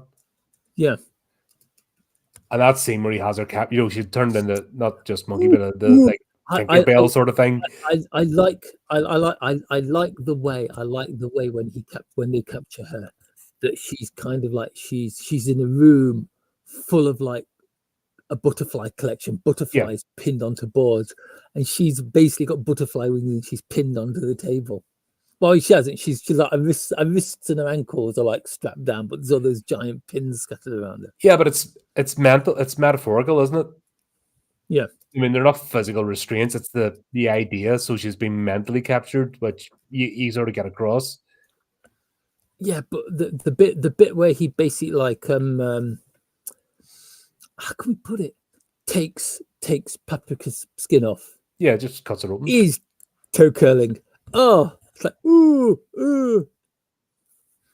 It's one of those where is this going moments, and then he just kind of like starts to draw his hand, push his hand up the length of her body. Yeah, this is the only bit where it gets any sort of way graphic. Mm-hmm. But once again, it's held back. Like Perfect Blue it went over the line. I think that's when he wanted to be more restrained. Because really, if you're skinning someone alive, you know what I mean, should be blood and pus all over the place. But he's really sanitized that side of it. Yeah, it's more like he's just kind of like it's literally more like he's just like cutting through a wetsuit with his hand. Yeah, but that's Paprika is Achan's skin, and this is where Achan feels inferior because she's created the construct of Paprika because she feels that Paprika can be the therapist that she can't be, the personality she can't be. we're seeing this. We're seeing it with Himuru Kashaku. We're seeing it with Mario and Achan. We're seeing it with Achan and Paprika. We don't see it. The only people we see it with Kagawa and his friend who made the film with him. And so the two anomalies are the chief and the chairman. Yeah. There's not that. That's the only one that don't have that relationship, unless the chairman feels inferior to the chief, but he's not letting it out. I don't know. I kind of get. It kind of feels like the chief and the chairman are like they're like the separate halves of an argument. Yeah, they're and they're opposites. Right. It's like there's it's like there's the yin, which is the chief. There's the yang, which is the chairman. Mm-hmm. And they're just kind of it's just kind of like it's almost like the rest of it's like it's the rest of the cast is just like a swingometer. It's kind of like swinging in between, going from one pole to the other, one side to the next. Yeah, and that's every other set of characters are paired up. And it's it's basically down to jealousy and inferiority and self-doubt manifesting in this way because they're poisonous traits.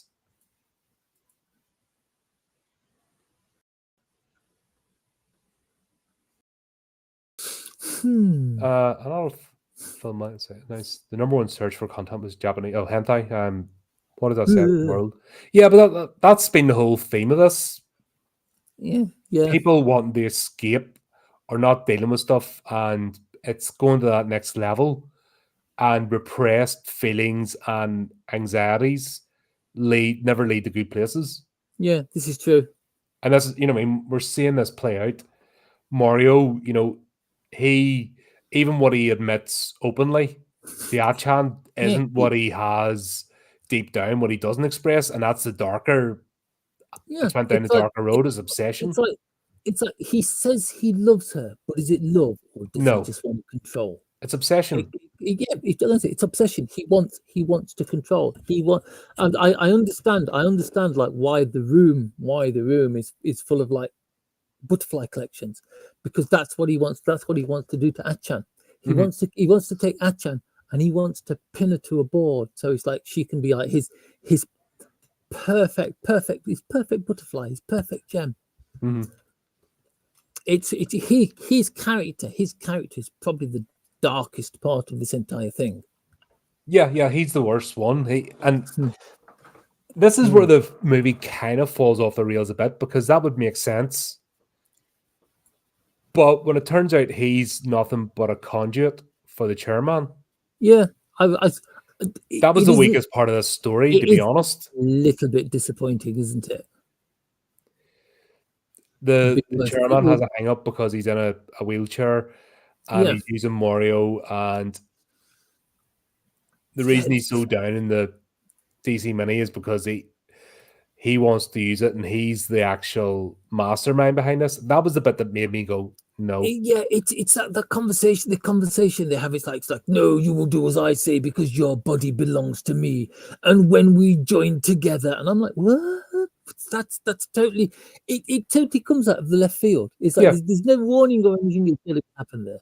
I mean, okay, it's like when the chairman appears in the dream sequence where they catch Paprika and he's kind of like his lower body is turned into like a tree. That is kind of like that is weird. Yeah, that's where I just found this a bit.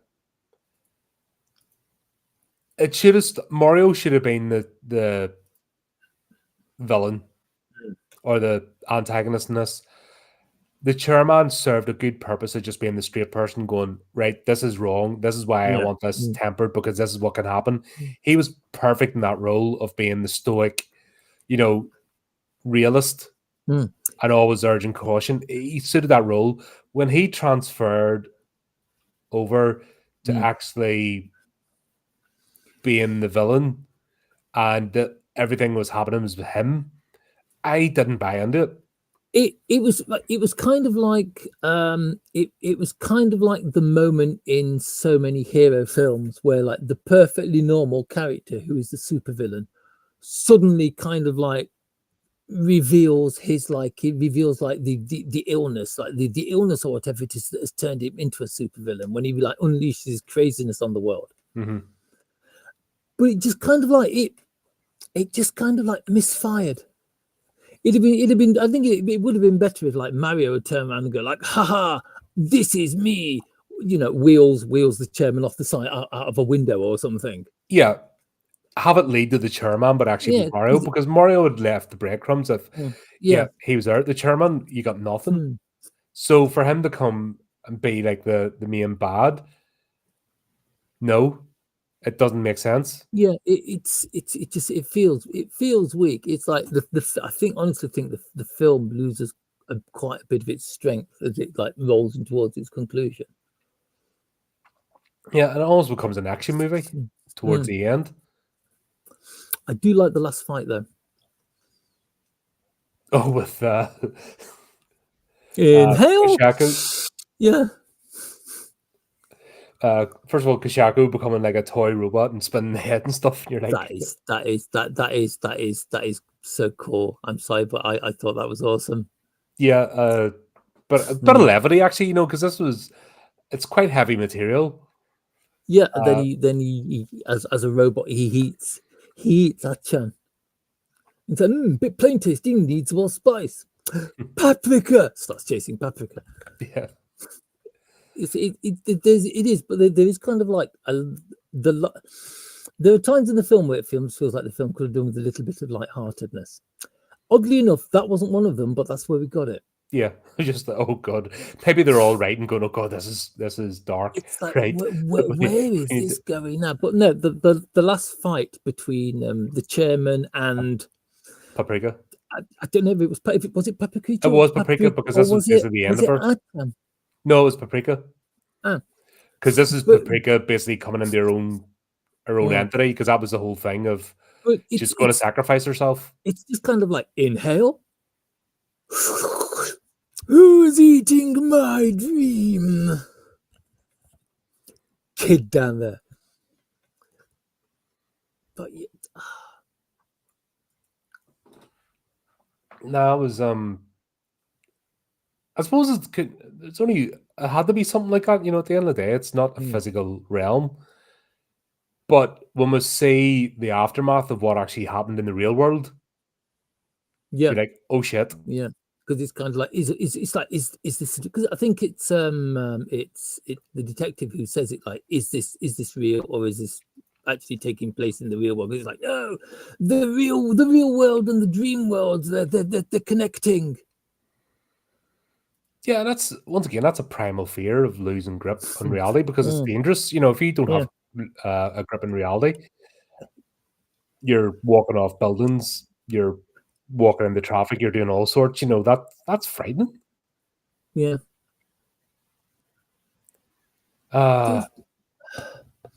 Damn it! There was a film years ago. I can't remember what it was called, but it was this kind of thing. But it was kind of like this device that you shone in people's eyes that put them into a dream state. You could tell them what to do, like jumping off a cliff. I'll have to try and find it out. Yeah. Well, there's been mainly in the thriller aspect, like the whole thing about the Manchurian Candidate and stuff. You know, I mean, that's a whole genre. In fact, Dean Koontz, he wrote a whole series dealing with that. If you're familiar with him, I am familiar. Yeah, he did a whole series of basically conspiracy theories that, you know, there's this organization setting up Manchurian candidates all over the place. And all I had to do is phone them, deactivate them. Yeah, and we're almost seeing that today. Like, people are literally being programmed by social media. Yeah. If you look at low functioning individuals, I do agree with that. You can post anything on social media and people will believe it. There people want to believe it. That's the thing. You have to. That's the whole thing, isn't it? You have to want to be hypnotized. You can. That's the only way it works. You can make anyone believe anything as long as you put "in America" at the front of it. But that's you know, we're watching it happen in real time. You've seen those people that whatever's on that little rectangle they believe is gospel truth. Yeah, and people are susceptible. It's the same. It's the same with TikTok. TikTok is the worst Well, I one. just say social media as a Oh whole my because god. everything it's becoming like, you know, the strobing lights, Yeah. Clockwork Orange. It's coming that sort of thing because the videos are getting shorter and shorter. And there's a technique they're using actually. There's people playing video Mm. games. You've got the thing of the video game playing, but what they're Yeah. saying in the background is uh, social engineering stuff. And they're doing it in these little short videos. Boom, boom, boom. You know, you think back to the old, like a Oh Clockwork god. Orange, those sort of things where The Exorcist 2, where it's a light just going boom, boom, boom, boom, Yeah. boom. That's what's happening today. Damn it. It's I'm trying to exactly think. the same thing, but it's, you know, it's obviously more condensed signal. Well, what was it? What was it? What was it called? You know, bio chocolate. What Hmm? was it called? It was like the thing that people say they used to do to get people to buy like a certain brand of washing powder or something. Subliminal messaging. Yeah, I'm sure they tried that in cinemas and stuff. Mm. Remember that's this is subliminal messaging taken to the next level, and this movie, this Oh, just yeah, 'cause it's it's like, taken that, you know, that concept that it's possible to do it, mm, and we the know more it's possible. the more second you've got, the more images you can put in there before it becomes noticeable. But that was the difference between the revolution between copper wire and fiber optic cable, Yeah. because copper wire can only hold sound signals. The minute you got fiber optic that it could pulse light, that was the game changer with terms of transferring information. Why would we not be able to transfer information to the human? You know, we're talking about getting microchips. That conversation's legitimately happening today. Of Elon should we Musk. get microchips to get? Elon Musk's coming nowhere near me. Yeah, that's he's not the only one talking about it. You know what I mean, the conversation is legit happening today, and it's scary. That's why I'm saying we're all in this Mm. state of angst because there's so much real world possible shit that can happen. And we don't know what direction or where to guard ourselves because it's coming from every direction all at once, 24 hours a day. I'm moving back into a cave. I am. It's like, Robots, like Skynet, big scary robots with Gatling guns is easy. You can deal with that. oh, well, we're doing big scale robot. Well, we're doing small scale robots with Gatling guns at the moment, but we're working on it. Yeah, I actually like the idea of robot jocks, if you remember that movie. Robot Jogs was a brilliant film. But what better way to sort out wars? Just two people getting a Yeah. big Two, mecha two suit people and just in duke big it out. robots beating each other up. Winner! Right, conflict solved. Fucking easy, you know what I mean? But that's this movie taps into all of that. It's just it's done in a wacky way, but like the first Smell movie, that's why I enjoyed it so much because yeah, some of the stuff looks wacky, but that's how your psyche would, you know, if your psyche is actually breaking down in front of you, you're not going to see Yeah. nice straight lines and things. That's the whole point. Everything goes wibble. Nothing makes sense. Let's be honest. Paprika's gone wibble since it opened. Yeah, It's like it tries to throw you off in so many different directions. but I think the big bit at the end ruined it because it just Mm. went overboard, you know. But if you think of this subtly happening throughout, yeah, people were losing grips in reality, and you were Yeah. seeing people throwing themselves out windows and stuff. And if that would be frightening. That you don't know who's going to snap next.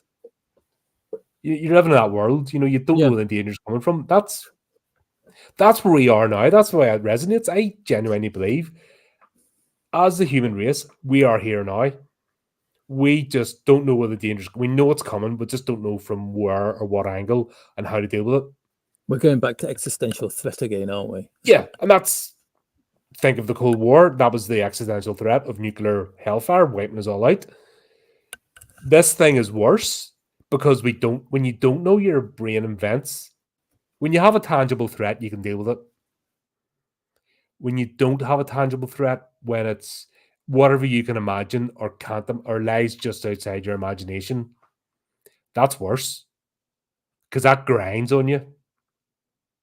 So in a way, the movie's a warning. Well, that's what horror movies are.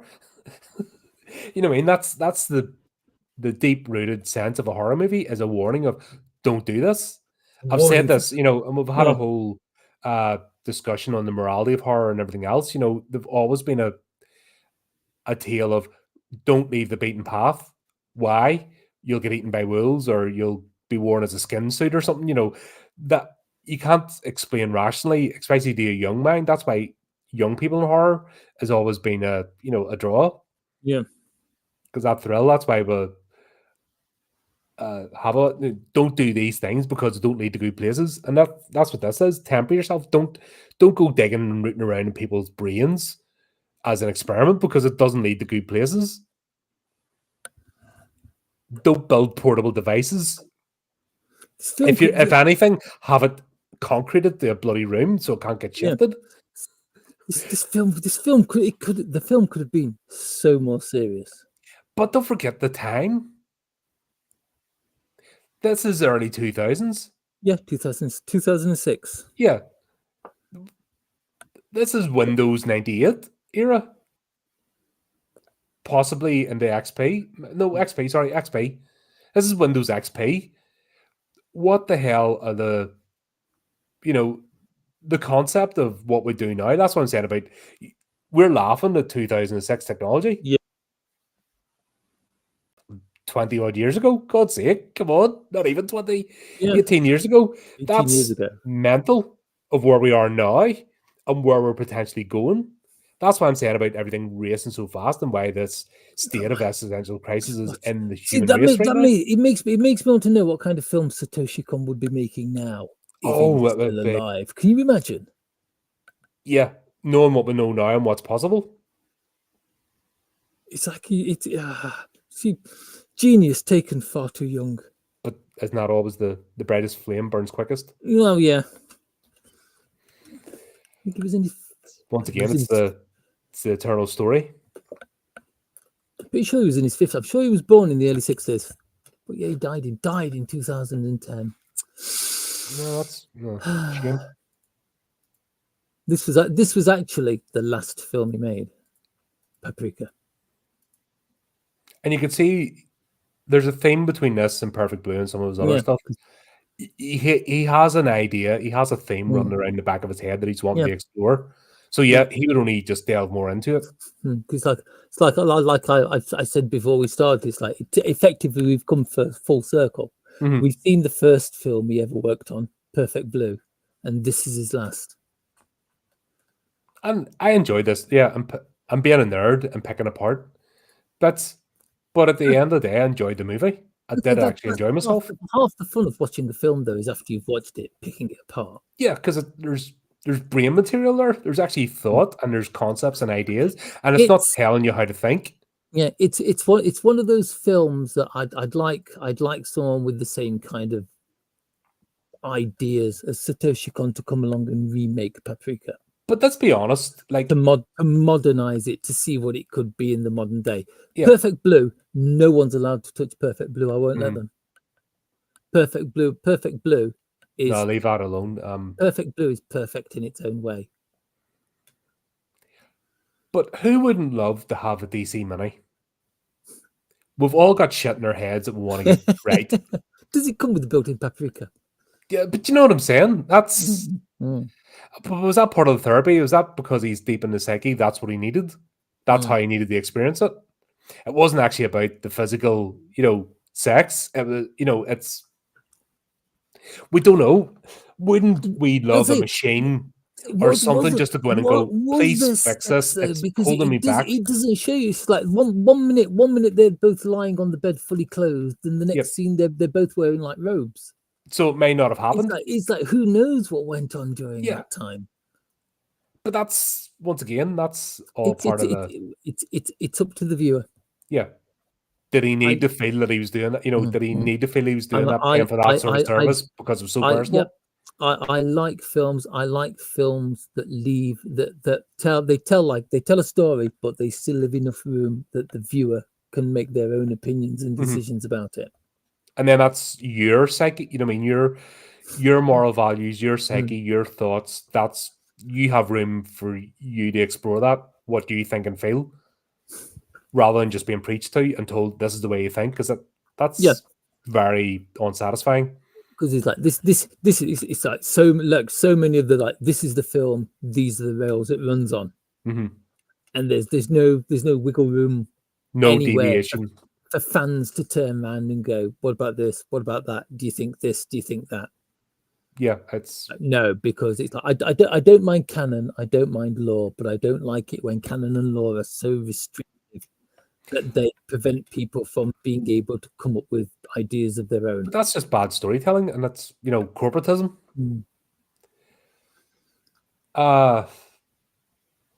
Yeah. So we didn't actually. Kagawa's story is basically he was a film student. Him and his friend, who we never got his friend's name, but they made a film together at the start of a film. Kagawa decided he didn't want to do this anymore, and he just handed it over to his friend, and he went to be a police officer. His friend died suddenly, and the film never got made of illness, and he has held that guilt. Like, such a random thing to feel guilty about, but he's held that guilt that he never finished the project with his friend. They never finished the film. That was it. It was just, the film was them chasing each other, but they never resolved it. The actually catching the villain. And that has haunted him. Such a random thing, because they were still friends, they never fell out, but he always felt guilty about it, like an unfulfilled dream. And that was enough. That little grain of sand. It's like getting a stone in your shoe, and you think your foot's about to fall off, and then you finally pop it out. It's about that size, and you're like, what? That's been torturing me all day. It's that sort of thing. Just a little grain of sand rubbing away can destroy you if you don't fix it, if you're not self-aware. And that's massive. Obviously, the trauma of losing his friend, but just that unfinished business of not being fulfilled is a massive human motivation. I like the way that it starts. Right, it starts off with the murder hunt. Yeah, he thinks he's solving the case, but he's going through this dream therapy, and when it actually gets to the end of the film, it's just kind of like, oh, I hear you caught you caught the suspect in the murder case. Yeah, I did, and that's the end of it. That's the end of that entire part of it. And because he understood what it was. It wasn't. I understand. I love the way they just kind of like the thing that opened up the film just kind of gets like brushed under the carpet in an instant. Yeah, because it wasn't about it wasn't the case. It was his guilt and him dealing with his guilt, and his friend saying to him, in the dream state that, well, you went and did it for real, so there was never any hard feelings sort of thing, but he projected the hard feelings because of his own guilt of not finishing, no unfulfilled dream sort of thing. And that's why he doesn't like film. He doesn't like movies because he shunned them. And that's, it's that pebble at the top of the hill rolling down and becomes an avalanche if unchecked. It was, that's the whole theme of this movie is he's just the real world. Everything else is out there, going to the limits, but he's the real world explanation of what this whole movie's about. And I loved it. It's clever. Satoshi Kon. And then we're left in a bit of a cliffhanger because after it's all sorted, and it's only 3 devices that cause all this mayhem. Imagine there was mass produced. Can you imagine it? Once again, okay, that wasn't a good idea. This is the damage 3 devices can cause. Shit. Let's rethink things. But not right. Thing is, though, the main person who wanted like to get rid of this form of therapy, it's like the chairman is now no more. He's out the picture. Do they continue? What happens next? Well, of course, look, you can't put it in the box once. It's like once Pandora's box is opened, that's it. I would love to think that there was a sequel planned for this. But do you know what this is? It's actually better than a sequel, right? This is a universe. A story, a movie, a book is a snapshot into a world. The world goes on even after that particular story is concluded. And that's where a lot of movies and stuff, I think, miss the trick. Well, yeah. The world goes on. This is an event. a story is a snapshot of a major event, a character's journey. But the world still exists. Once you've world builded, that's going to carry on. Will there be another major event worth telling the story? We don't know. I don't think people. It seems to be a trick that a lot of people miss in storytelling. From what I've seen, is you might not have to tell the story. You can let people wonder. Yeah.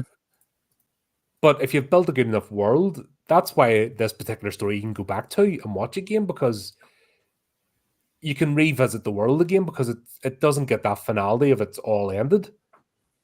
Where I think a lot of places do just slam the door at the end of a movie as if this goes no further, and then that's why they have difficulty with sequels, because they didn't world build enough at the beginning. The biggest problem, the biggest problem I have with sequels is, as the film industry is at the moment, you can't just have a sequel. No, it has to be a franchise. You've got to have an entire line of movies stretching as far as they can. But that's because it's creatively bankrupt. There's no storytellers. They've pushed the storytellers out, and it's corporatized. Because it's like every alien film that's come out, it's like, oh, just let it rest, please, just let it rest. Because they're not moving forward. Its glory days. They built the world. The world's fascinating, as we know when we start back in the role playing game next year. That's not far away, is it? About 4 weeks, because we're doing the last session in Morkborg on the 8th, and then after that we're back in the Heart of Darkness. So yeah, we're back into the alien world. There's enough there to tell plenty of stories in, but because they're creatively bankrupt and they can't get past 5 characters, they can't expand out, and everything's retreading over itself, and it's stupid. It's like Alien. Here is the story of every Aliens film ever made. A group of people encounter the alien, encounter the xenomorph. Some of them escape. Yeah, and the corporations behind it in some way. That's my elevator pitch for the entire Aliens series. Every single film. Yeah, like I said, they've got to the stage now where they're just retreading. I hate how accurate it is. Yeah, they're just good. They're actually retreading over the original. It's silly. I'm not excited for anymore. They've kind of started doing it with anime in a way as well. It's like back in the 80s, there was a manga artist called Rumiko Takahashi.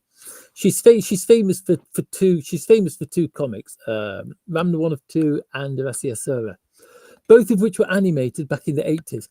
They've reanimated them. They've re-released them with new animation. It's exactly the same story. It's just the animation looks a bit fresher. Look at Disney doing live action remakes of their animation. It's CGI, so it's basically animated 90%.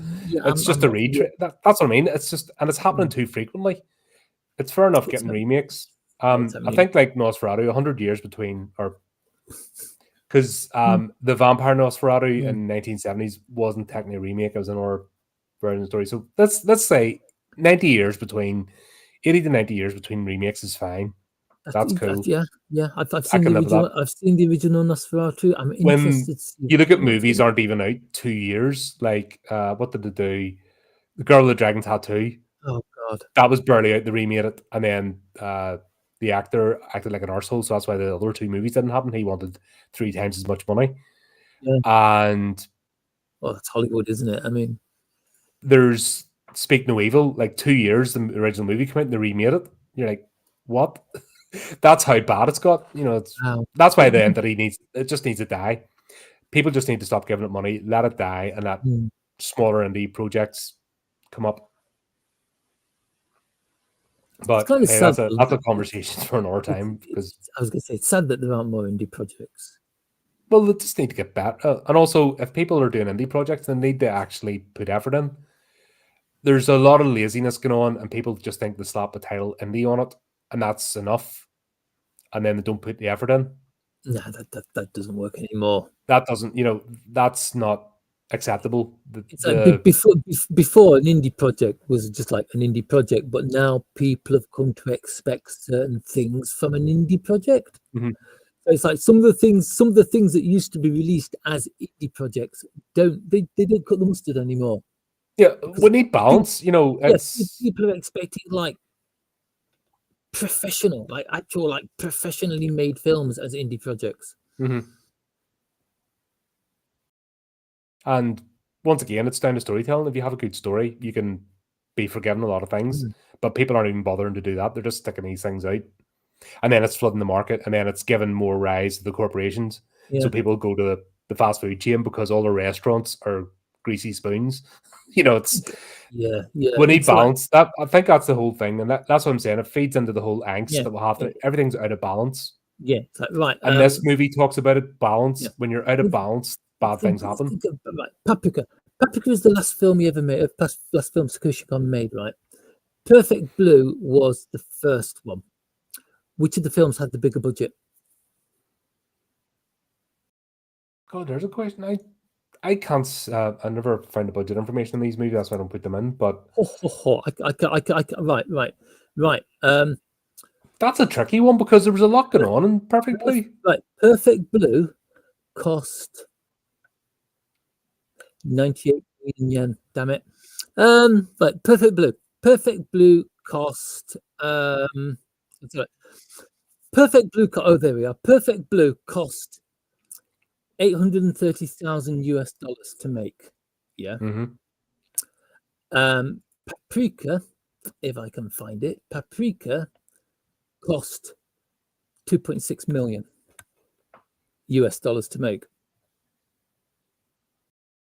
That's a bit of a jump. It's like there's inflation and things like that. You can, but still. It's like if you go into the yen, it's like Perfect Blue is 90 million yen, Paprika is 300 million yen. Yeah, but it's still twice, more than twice the budget. That's Paprika. I didn't see. Paprika is 9 minutes longer than Perfect Blue. I don't see the cost. It's on. It's Wikipedia is your friend. Yeah. I don't see how this isn't 3D animation or anything. No, I think the quality of the animation is higher. There are more frames per second, so the animation is smoother. But I don't know, because with Perfect Blue, maybe it's just a trick, but they use the grittiness, like the nightclub scene and stuff, to hide. I mean, the use camera shot that I didn't feel like that was any lesser. Like, that still holds up. It's like Akira. For sake, that movie still holds up today. There's stuff made for like 5 times the budget. You can always tell films that were made during the time of Akira because they all have like panning shots of skyscrapers and things. They all have like massive parallax shots of things going past each other. Akira. I'm gonna have to watch Akira again. That's always one goes in the Blu-ray player. But then we get this sort of scene where Paprika reaches out or leaves a note for Kagawa to go and watch Dreaming Kids. Yeah, it's kind of. I don't get that reference. What was? I don't get it either. I don't think it's ever explained anywhere. But it just kind of like the bar room with the barkeepers. The one who looked a bit like Hitler, the one who looked a bit like what's his face, Goebbels, for whatever reason. It's like with the two innkeepers. That was part of his dream therapy, wasn't it? So why does it still exist, and why is there a message from Paprika there? It's one of the unanswered questions. It's like you say, and it was set like a bit of a cliffhanger, setting up for a sequel. He's going to go Dreaming Kids. It's almost like Kon was standing there with an axe, and the precise moment just kind of went chop, and that's it. The end of the film. But I think that was deliberate. 6 or 7 unanswered questions, which is one of the reasons why I love this film, because you can sit here for hours and just discuss the film and what it means and what you think happened in the end of it and who did this and who did what. But that's what I'm saying about the whole idea. If you build a good universe, a world, that the world goes on. Like Kagawa wasn't just fixed by the end of this movie miraculously. That's not how it works. He might have come to an understanding, but he still has to work through the healing process and reconnect with the missing part of himself. Like movies, he loved movies, but because of his friend's death, he shunned them. So he now has to forgive himself. That's a process. So they're sort of showing here, okay, here's your first step. The therapy continues. The world goes on. He still has to get up and go for this major world changing event happened, but he still has to get up and go to work the next day and function. And I like the fact that that's all laid in, that this world carries on. They'll go and do things. Will they build another DC Mini? Or will somebody else take the design? We don't know. It might just get scrapped and the world will be more subdued. But the world will still carry on. And I like that. I like the fact that that's built in. That's storytelling. And all the budget and special effects of the day don't take away from the fact of a good story. If you do that right, that's why this is rewatchable, 18 years later. There's talking. Paprika inspired the movie Inception. I can see that. I can. If you dig a bit deeper into Paprika, the questions that the film leaves open, you do find a lot. If you jump into forums and things like that, you do find a lot of talk about the film Inception. Yeah. Actually, back to the sledgehammer analogy. Christopher Nolan's Inception is a bit like a sledgehammer compared to this. It's simplified. Inception is simplified compared to this. Like there's so much in this movie to go back over. I have a Satoshi Kon moment for you. Do you remember when you watched Perfect Blue? Yes. And I asked you right at the end of Perfect Blue, did you notice the voice change? And I didn't. I just sort of. Did you notice at the end of Paprika, when it's the last bit, when the detective is in his room, the reflection in his window is of his dream self? Because one of the questions that's asked is, are they still dreaming? Yeah. So was all this, are they all trapped in the machine? Funny that he, are they trapped in the Matrix or not? Yeah. And that's what I'm saying. The world's, but it's carrying on, and this could be in the real world. There could be that the DC Mini wasn't broken. We don't know. And the question is, would a sequel enhance this movie or tear it down? I think anything made today would tear it down, because today the level of storytelling just isn't there. If Satoshi Kon was still alive, I would pay him out of my own pocket to make a sequel or a semi-sequel out of this. As it is with Perfect Blue, I don't want anyone to touch any just leave it alone. Work. Yeah, I think it's like Satoshi Kon is, even though he's only got like a really, really, really, really small kind of like portfolio, I don't want him to touch any of them. It's like another. Oh God! It's the equivalent in the acting world of Brandon Lee.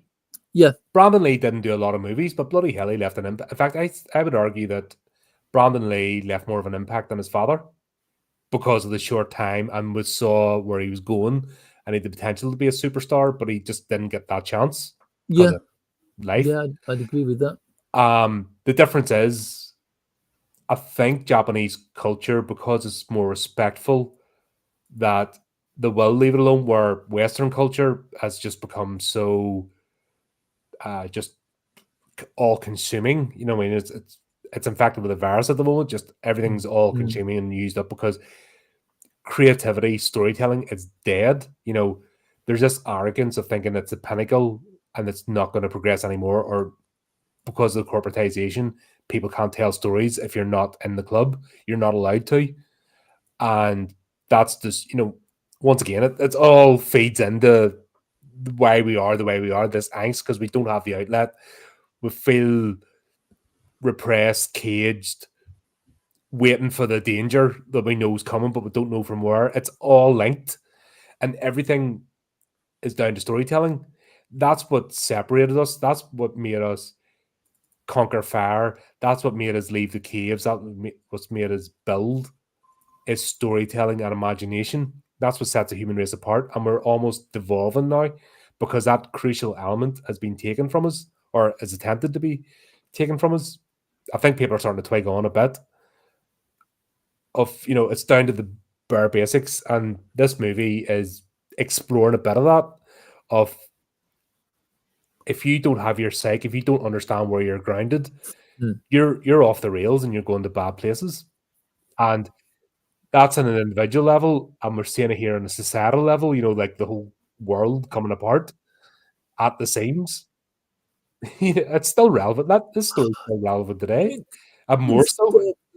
Would you be interested to know Satoshi Kon did a television series? What was it? Paranoia Agent. Yeah, yeah. Even the title. This is his thing, or It's another heavy psychological. Yeah, he's a deep thinker. You can tell that he's been playing with these ideas and the what ifs and what happens when it goes wrong. You can just you can see it in the storytelling, and we should add it to the list. I know you'll like it. I imagine so. I like his work. I do, and also I like this sort of brain matter. I like wondering about who we are, where we're going, what are we at bare basics. He was so good at producing works that made you think. Yeah. Once again, this is normal. Another really great movie, and yeah, is it slasher? Gory horror? No, it's psychological horror. It's when you actually think about the material, it's horrifying. It's terrifying. That is the horror point of it, isn't it? The horror point is like after you've finished watching it, and you start to think about the implication. Yeah, it's like what the things it points to, and he saw with the technology back then. Fuck, we're living it right now. That's the thing. We're living it. We're actually going through this moment of history. I've said it once. I've said it once. I've probably said it a million times. I would love to see the kind of films he would be creating today. If his mind was still fresh, if he had lived and still had a fresh mind, and he didn't go Ridley Scott or James Cameron direction of seeing old farts. I've got very few anime producers do. It must be a different mindset. I think it's just the amount of like different material, because it's like it's like, what's Ridley Scott famous for? It's like, what's George Lucas famous for? Name a director you can like name which go like, he's famous for like this franchise.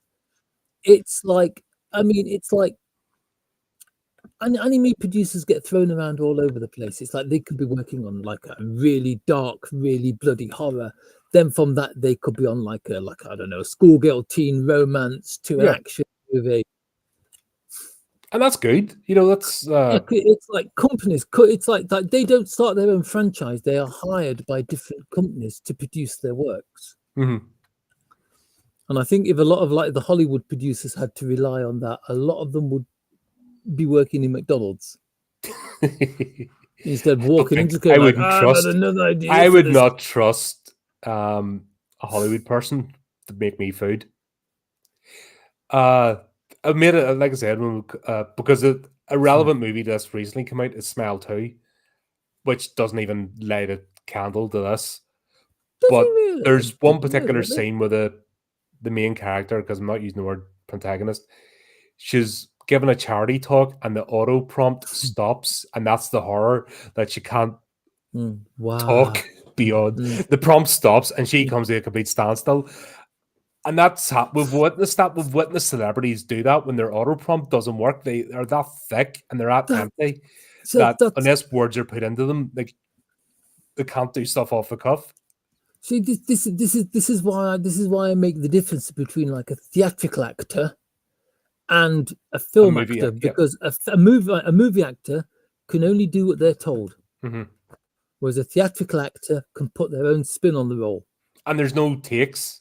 Yeah, if you're on stage live to an audience, that's it. If you make a mistake if you make a mistake, that's it. It's there for the entire audience to see. You can't just go like, cut, do it again from the top.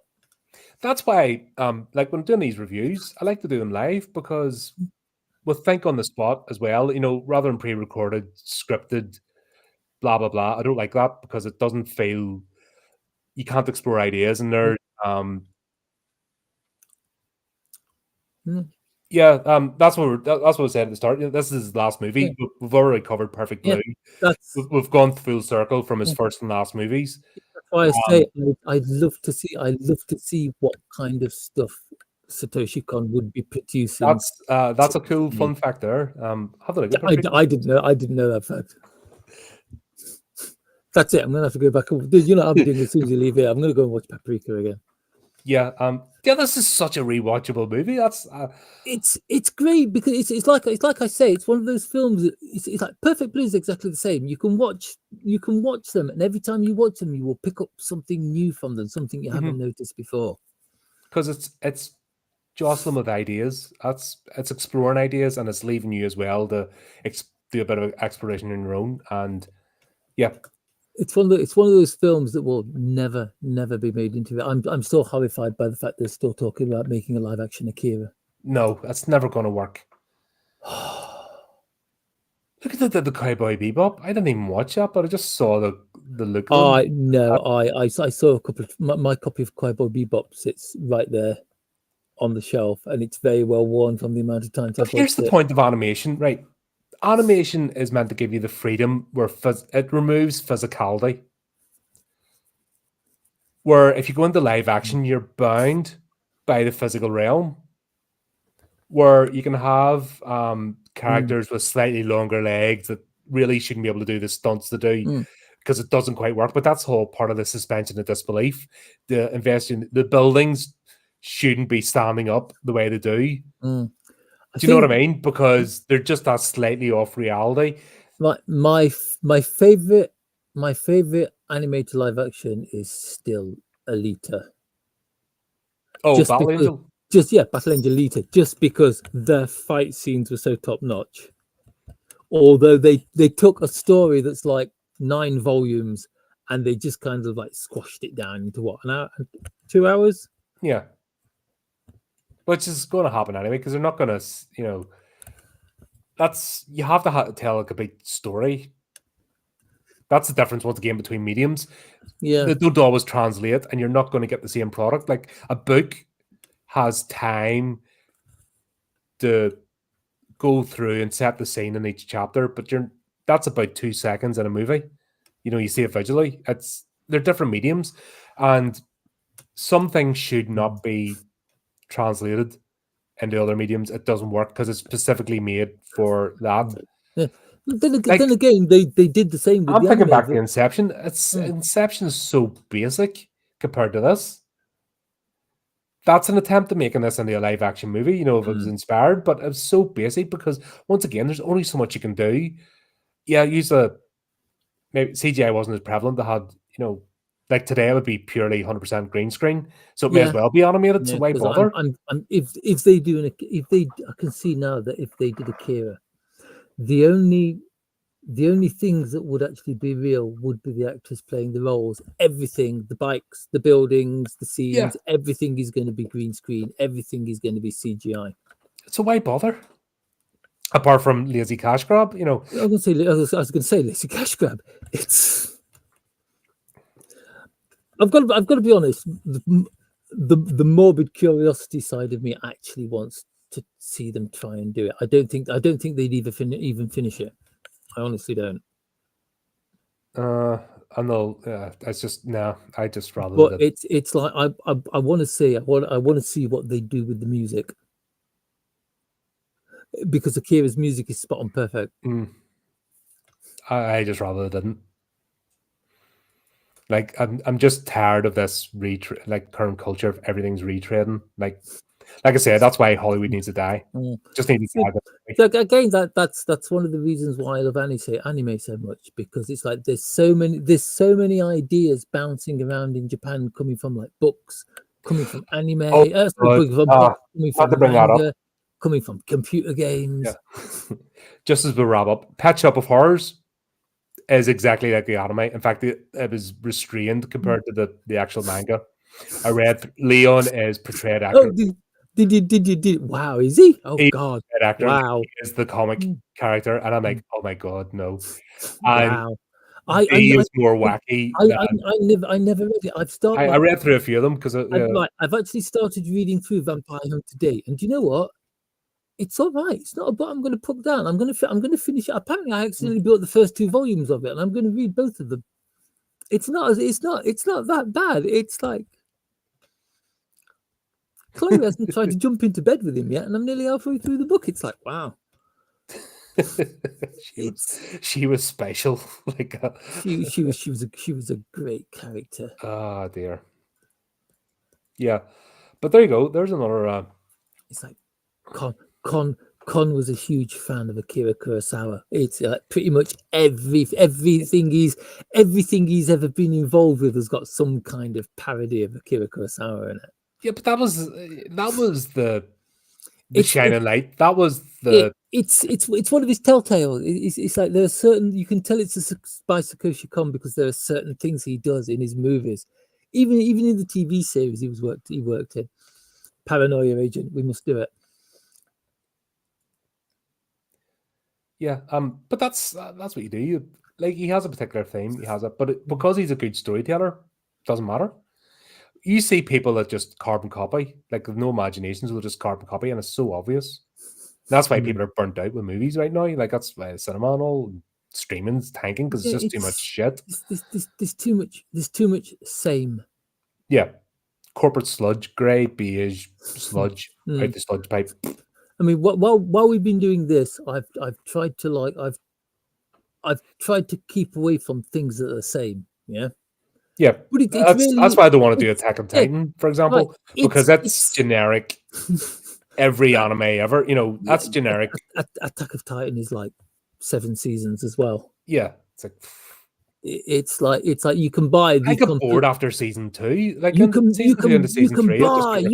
the complete Attack of Titan manga collection. It will only cost you $3,500. No thanks. But that's an example. It's movies I don't want to do because or series I got because it's rinse and repeat anime. We should revisit Cabaneri, the Iron Fortress. I'll look with a freaking list. That's what we'll have to do next. It's like how we still have to do Terminator Zero. That's good. How many have we got on the list? It's like you want to do Ninja Scroll, and I'm like, oh no, but we'll do Ninja Scroll. Yeah, but like I said, the list just gets bigger and bigger the more we delve into stuff. So you sent me that trailer that gave you all the good points and bad points in Ninja Scroll, and I swear to God, as I opened it, I could hear your heavy breathing. It's like, Horrific wants to do this one. We will not do the over. If you want to do Legend of the Overfiend, no, we'll not do Legend of the Overfiend. Believe that was special. That was even as a kid, I remember going, "Oh, fuck is this?" Right. There you go. Yeah, that's post stream, right? What the hell we're picking up on the list next? Because we've got a few things, but we will be back. And thanks to everyone in the chat for turning up as always, and those that are lurking. We do see you. Don't be afraid to say hello. We do talk back, But until next time, keep up to date with the channel, do type of clicky things, and remember to keep it creepy, keep it horrific.